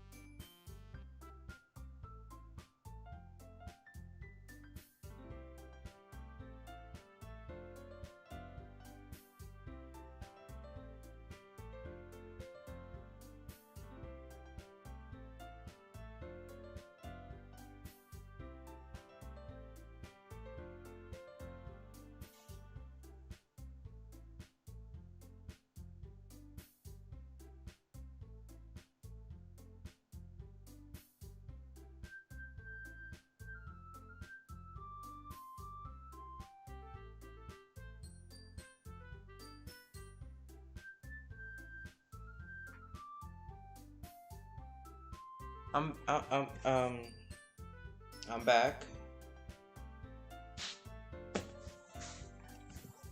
Her small figure makes me think she's probably a first year.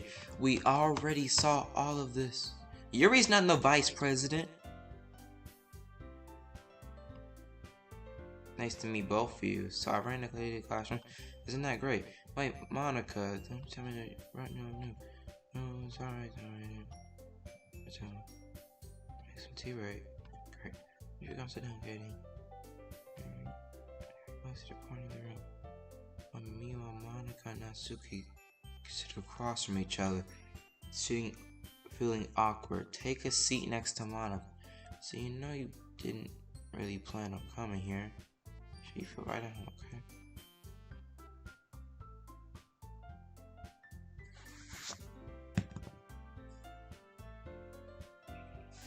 Tony, you remember Kotori from Data Lock? And it's one scene when she had her ribbons, and she said the reason she wears primarily black is because she's strong. She said white makes you weak / pure. Monica, you ain't pure. Take them white ribbons out your head. Cause I got some beef with you. You could put that away. Not many people are interested in putting on the effort. Especially when some that doesn't grab your attention. School event like the festival is much more important.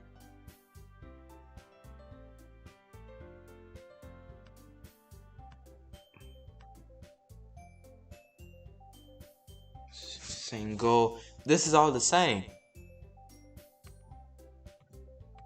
In the middle hole, T set. Okay. You say you're just trying to impress me. Yeah, okay.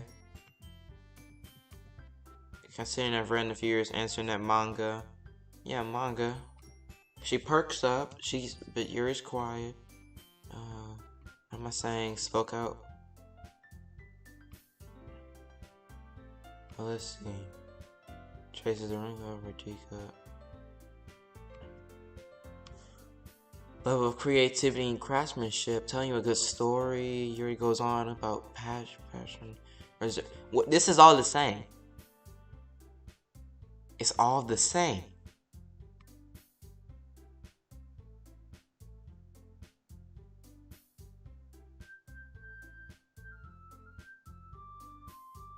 Now turn this music off. You can't keep no lovey-dovey music after you take away sight.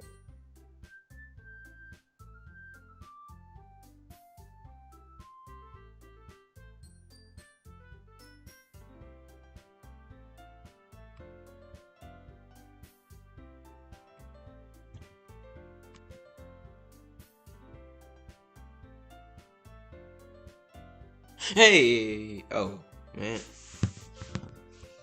You already got close to me, man. Yeah. I'm sorry. But you're on my watch list. Monica, you're on my hit list. You're on my watch list for the simple fact that when everything started to glitch out, it was only you and Monica. Nothing more, nothing less.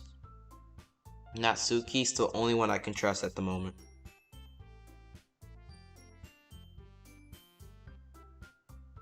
I say, I hate horror. Yeah, I'm with you, Natsuki.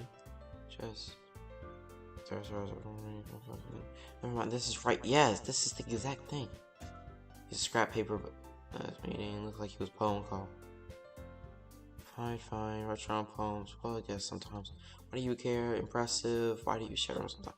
This is that's freaking insane. To oneself. Exposing vulnerabilities. Do you have writing experience too, Yuri?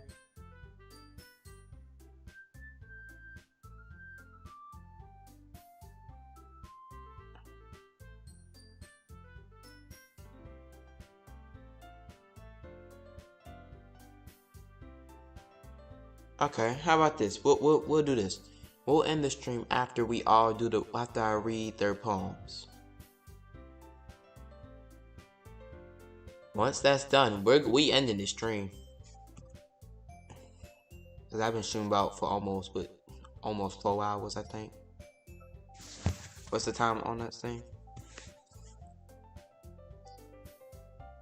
It says I've been streaming for 3 hours and 47 minutes.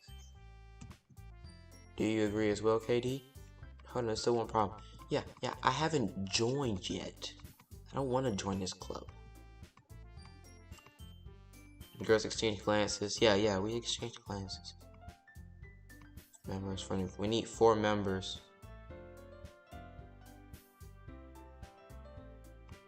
Festival. Defenseless against these girls. Pretty relaxed. Right. Okay, I've decided then. I'll join the literature club. One by one, they all light up. Blah, blah, blah. Everything's the frickin' same.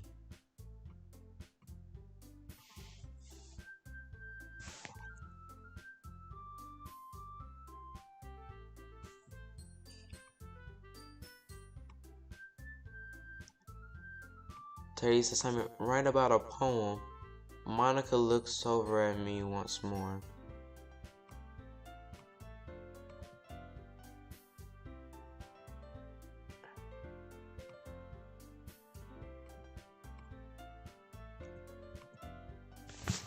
Alright. Once to depart from the club, my home wanders back and forth between 3 girls. Natsuki, Yuri, of course Monica. We have to spend every day with them. I'm trying to grow closer to one of the girls. Most of the circumstances starts with writing a poem tonight. You have unlocked a special poem. Would you like to read it? What? Sure, I'll read the special poem.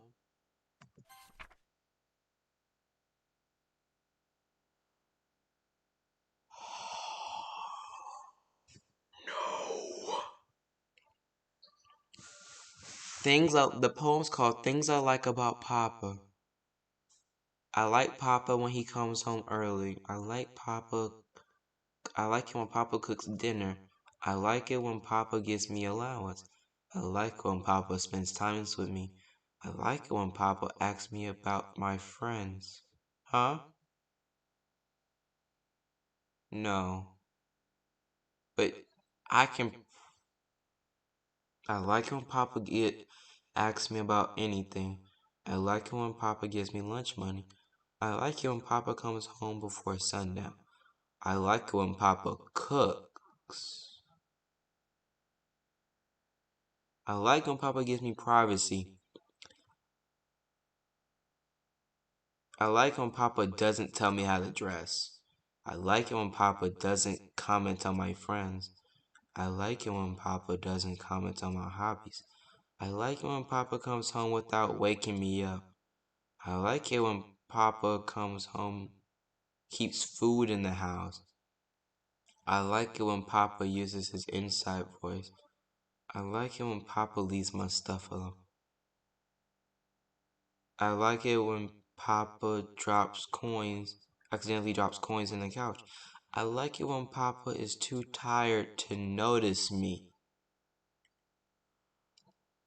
I like it when Papa is too tired for anything. I like when Papa is too tired for anything.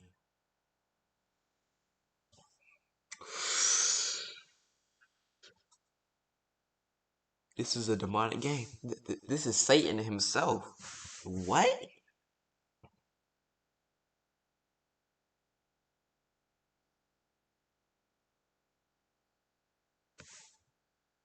Whose poem is this? Whose poem?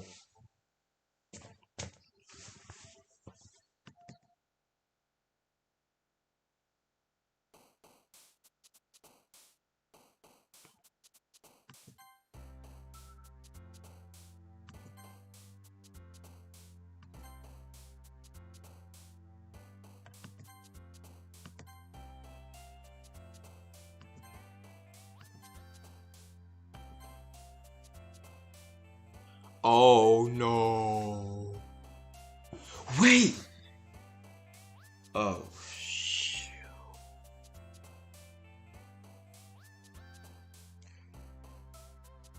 I just realized something. In the first poem I ever wrote, there was an option when I was choosing it that said suicide. Sayori. Well, but now on this one it says Papa. And one of the girls jump. Oh, you sick motherfuckers.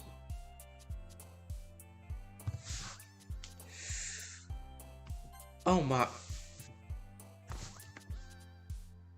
So Natsuki's the one who wrote that poem. She jumped up.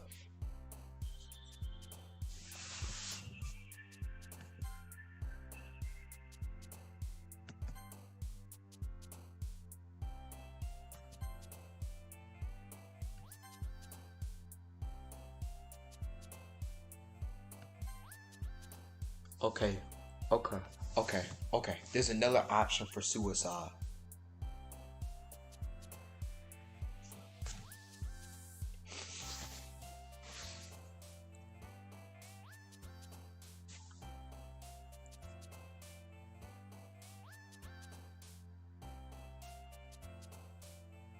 If one of the girls jumps for suicide, probably Yuri. I wouldn't be surprised. You know what? You know what? Yeah. She.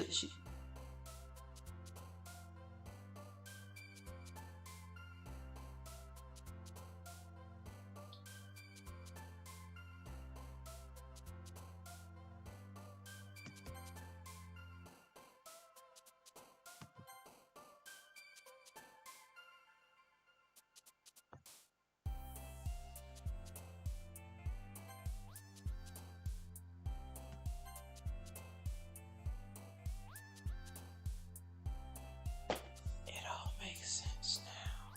It all. I'm sorry, Yuri, but I chose stuff that I knew Natsuki would like.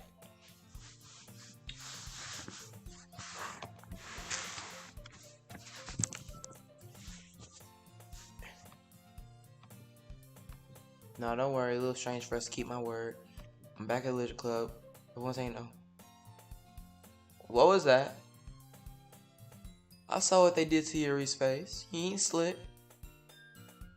So you a demon too?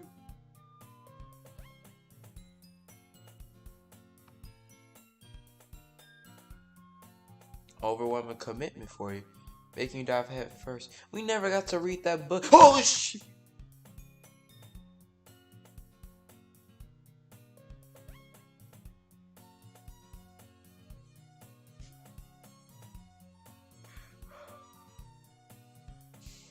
We about to end this. We about to end this episode right now.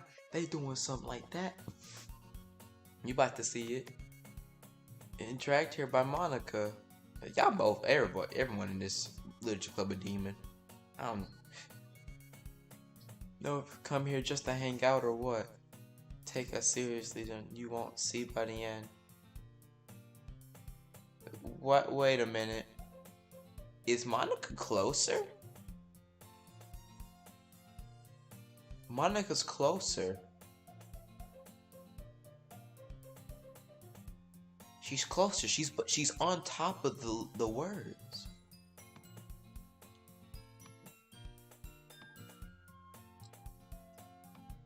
Monica. Okay. Natsuki pops back into her seat. I'm sorry, Katie. Make sure you're comfortable first. Yuri shoots Natsuki with a disappointment glance. Anyway, that's your club and all. Perhaps you want to have interest in picking a book to read? Well, I can't say no either way. Like you said, I'm in the club now. Only if you ask me. Wait. You mean it like that? If you really don't have to. If you would have said anything. No, it's fine, Yuri. I want to try to be part of this club. So even if you don't read, I'd be happy to pick a book if you wanted me to. Are you sure? Yeah, I'm sure. Okay. Amy reaches into her bag and pulls out a book. I didn't want you to feel left out, so I picked out a book and I thought you might enjoy. It's a short read, so it should keep your attention, even if you don't usually read. And we could, discuss it if you want. This is, you're actually being so cute. Bro, we've already seen this. At your own pace.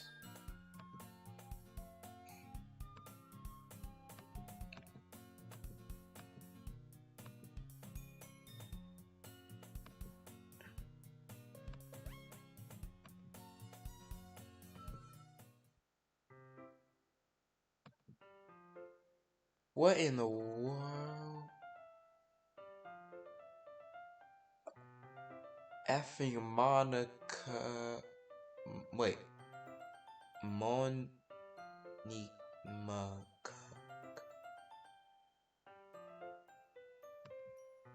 She never puts my stuff back in the right spot. What if we go to history? What is it gonna say? It says frickin' Monica. That's not what she said. That's her script is. They're off script. Tony, they're off script. They're freestyling it.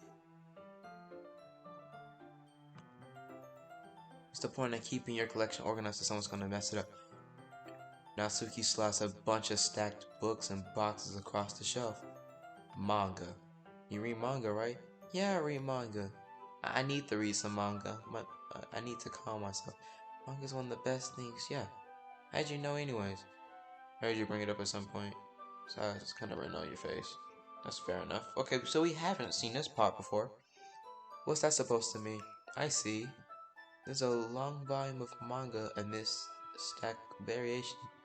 So I don't want to show. I was curious. I pulled one of the stacks. There it is. Natsuki snatches out of my hand. She turns to a box and much better. Seeing a box set with one book missing is probably the most irritating sight in the world. I know that feeling. I get a closer look at the box and she's admiring. Hard Fate Girls. It's a series I've never heard in my life. Probably means it's either out of my demographic or simply terrible. Wow. If you're gonna judge, you can do it to the glass on the door. She points to the classroom door. I wasn't judging anything. I just didn't know what to say. It was the tone of your voice, but I tell you, you're one thing, KD. Because you're not listening. Don't judge a book. I'm just reading what it said. In fact, Natsuki pulls out the first volume. I'm gonna show you exactly why. And stare at the book cover. 4 girls in colorful attire, animated feminine position. Natsuki grabs my arm, pulls me to a closet. Okay. Wait. Oh shoot. You were right. Hold on. I'm going scrolling up. It just says don't judge a book by its cover. But the other one just said don't judge a book. And just spazzed out. Chairs wouldn't work. We can't read at the same time like this. Why is that? Guess it's easier to close together like this. Judge like that. You made me feel weird. I'll see closes her arms and scooches in an inch from me. Sorry. Saying that that's it. Particularly bad. Open the book. It's only a few seconds before next reading. Peeping on my shoulder. And there I am. Wow, how long has it been since I read from again? Go back. All the wrongs every now and then. Really? Maybe sometimes after I finish the series. Hey, are you paying attention? I am, but nothing really happens, so I can't talk at the same time. About your friends in high school, typical slice of life affair. Undergravity, this is rare for the writing to be entertaining enough. Pick for the loud plot. It's a cute picture. Something bad about to happen. It's not, even though you're watching me read. Well, I'm fine with that, if you say so. Guess it's fun. I always get excited when I convince any of my friends to pick a series I enjoy. Huh? You don't? That's not it. It's not. Well, I don't really know. What do you mean? Do you share manga with your friends? Could you not rub it in? Jeez. Oh, sorry. Never get my friends to read this. They just think manga's for kids. I can't even bring it up with them without being like, oh, you haven't grown out of that yet? Makes me want to punch them in the face. I don't know these kinds of people. Honestly, they take a lot of effort to find friends who don't judge, much less friends who are into it. I'm already kind of a loser, so I guess I gravitate towards the other losers over time. It's probably harder for someone like you. Hmm? Yeah, that's pretty accurate. Dang. Wait, which part? I mean, I feel like I'm keeping my own. Oh! Oh! Oh! Tony, we was right about that poem being about Natsuki. My dad wouldn't beat the S word out of me if he found this.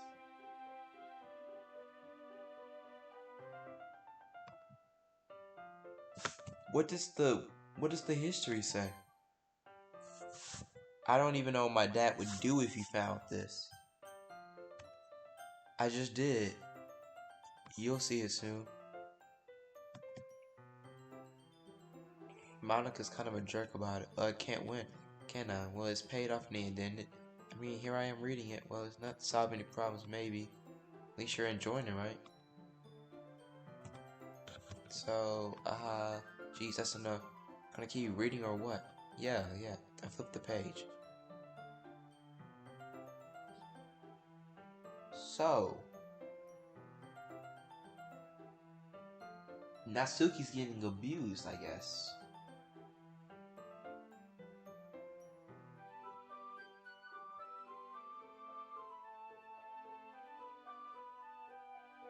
I feel bad for the kids who had just got into anime and thought they were going to just get to see someone play an anime game.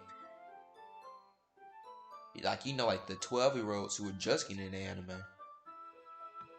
Their minds weren't ready for this, cause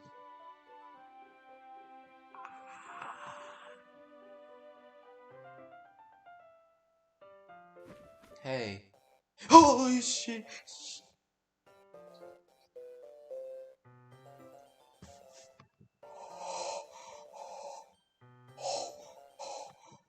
Oh, please no.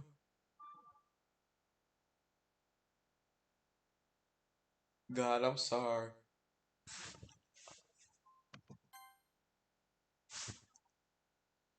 Tony, even the history is messed up.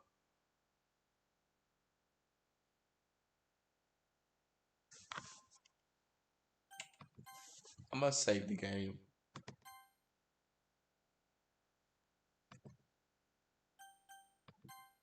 Oh, jeez. Natsuki, are you okay? Here, Monica reaches in her bag, pulls out the skull and protein bar. She throws it in Natsuki's direction.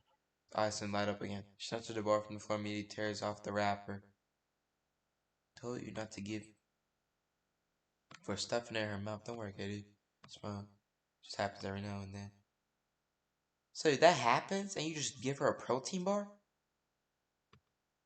Tony, did you see what happened?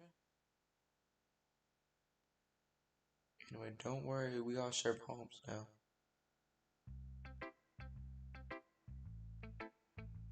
You know, we gonna check out Monica's poem first. Just in case. We get all the scares out now, right?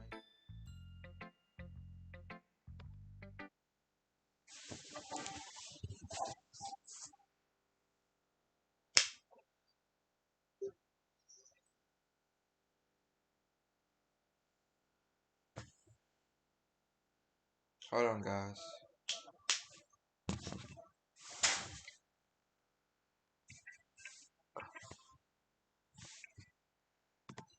Hold on, my game's not working. Hold on, something's going on. Hold on, guys.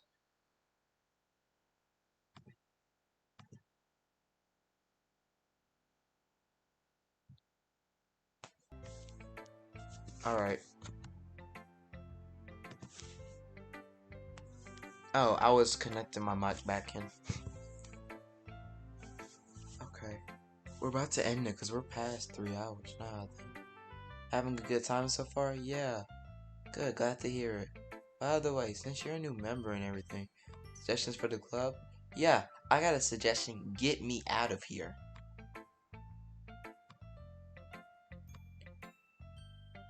The flow. Anyway, I want to share your poem with me. It's kind of embarrassing, I guess I have to. Don't worry, KD, you're a little embarrassed. Yeah, that's true. And my poem to Monica. I like it, KD. Really? It's a lot cuter than I expected. Oh, jeez. Oh, no. I think I'm Natsuki will write. She's a good writer, too. You say so. Yep. You understand Natsuki? That always keep a snack on you. She'll cling to you like a puppy.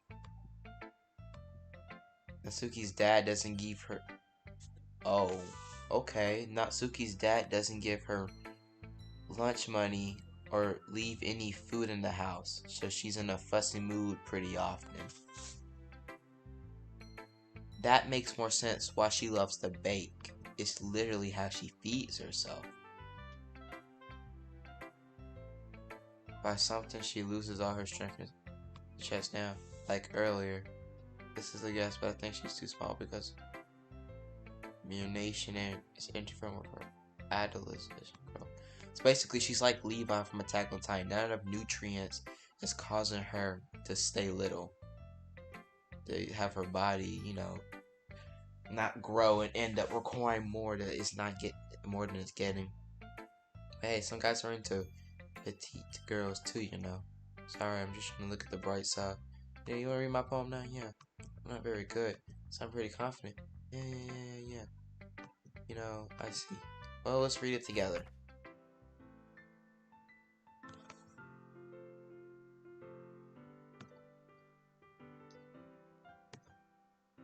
Okay, what I have noticed is this is not the same poem she gave us in the beginning.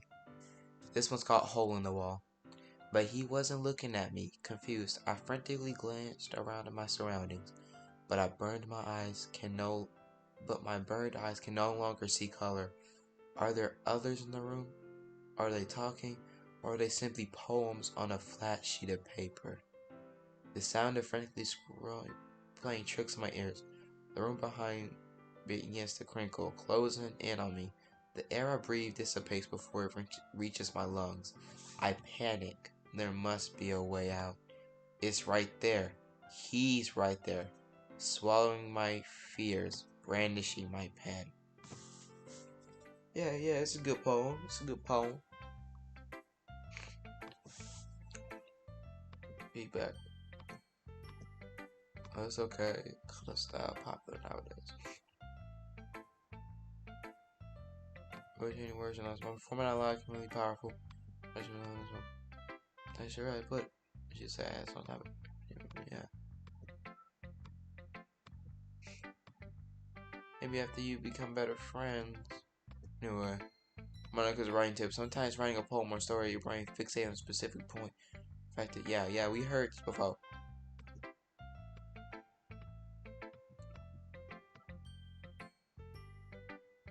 You're gonna read Yuri. Which one? Natsuki or Yuri?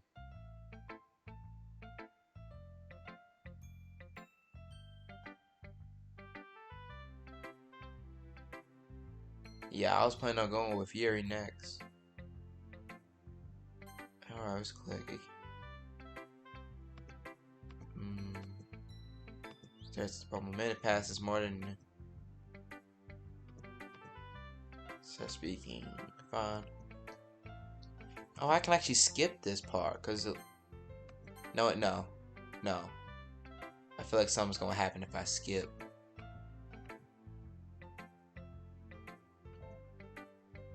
I skipped a tiny bit, but nothing seemed to happen, so we're gonna keep going like regular now. I recognize big writers, the styles. Here he finds her train of thought as if the meter totally changes. She sounds like an expert. Of course, it's something you can't be blamed for. So many different skills again too. That's just finding them, losing them. And a part of the work together is probably the most challenging part. It takes some time, new practice, learning example, trying new things. Everyone else loves feedback.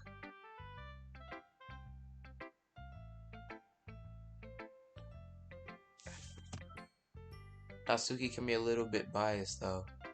How? Well, never mind. Should be talking about personal stuff, sorry. Not sure if she's probably just me or Natsuki, you're prominent. Let me read your poem. Let me read your poem.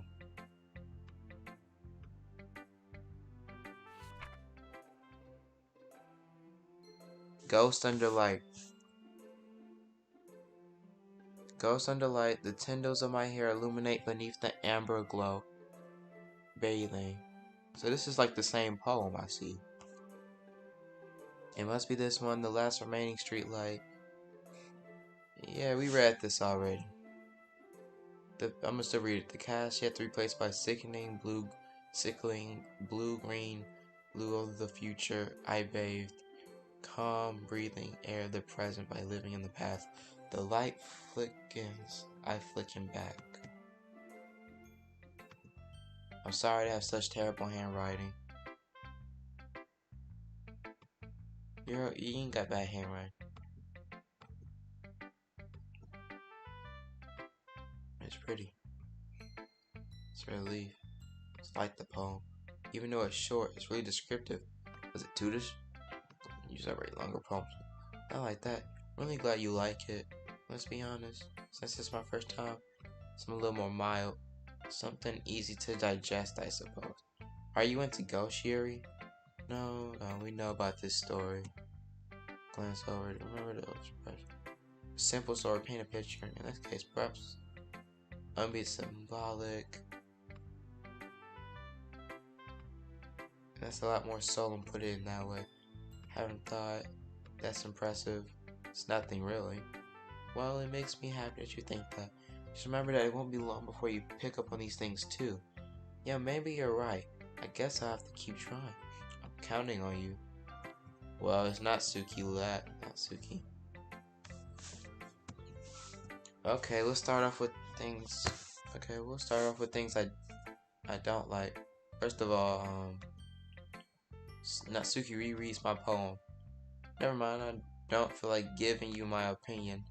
Then what's the point of sharing in the first place? I wrote this when I could have been doing other things. In fact, I remember how I said I wanted to read your poem. That's what I had in mind when writing this. I want to help you get more comfortable. Just share yours.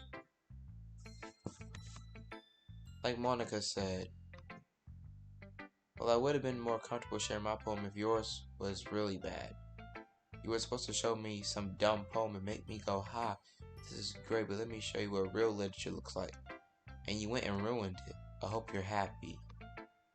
So whatever what you're saying, you like it. Irk. Natsuki resorts to getting caught in her throat. So you just don't understand anything, do you? I already told you I don't have to go announcing to the world that you're all self-important. Pretty sure you never actually said that. Say mostly to myself. Natsuki must really hate me or something. Can't figure out if it's a win or a loss. She liked my poem. In any case, you need to show me yours, right? Fine, I guess. Only because Monica will make me if I don't. Okay, Tony, we're about to read hers. We've had a lot of strange incidences with you, Natsuki, so I'm kind of scared. Okay, it's nothing crazy. Thought it would be. Eagles can fly, monkeys can climb. Crickets can leap, horses can run. It's the same thing. Owls can see, cheetahs can run, eagles can fly. People can try, but that's about it. Yeah, I told you that you were gonna like it. Like it. What? Let's be honest. Well, because those brands point express themselves better. Yeah, easy to read. Okay, so yeah, so the dialogue was the same. So we really just skipped over it, don't worry.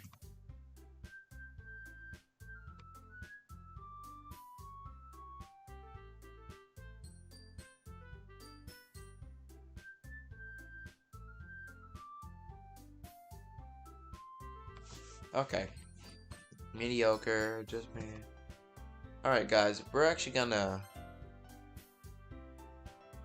save. And we're gonna end the stream. We'll go back to main menu. What the?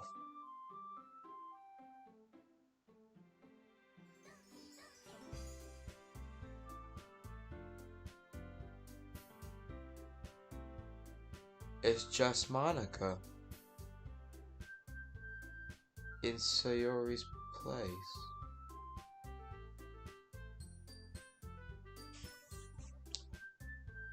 Make sure you like and subscribe. One like equals one prayer for my sanity. No, Monica is just Monica in Sayori's place. Why is she there? Monica, you have a spot.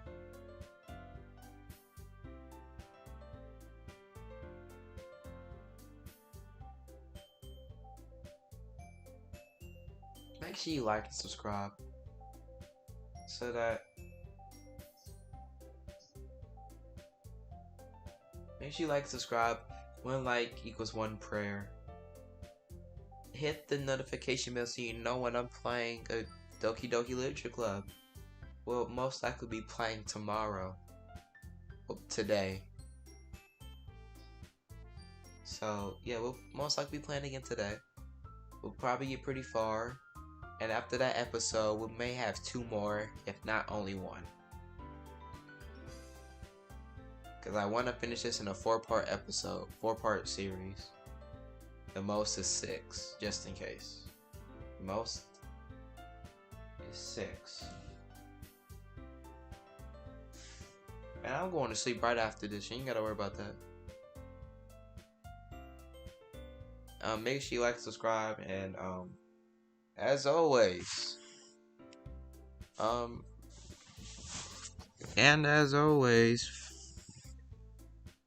flame out.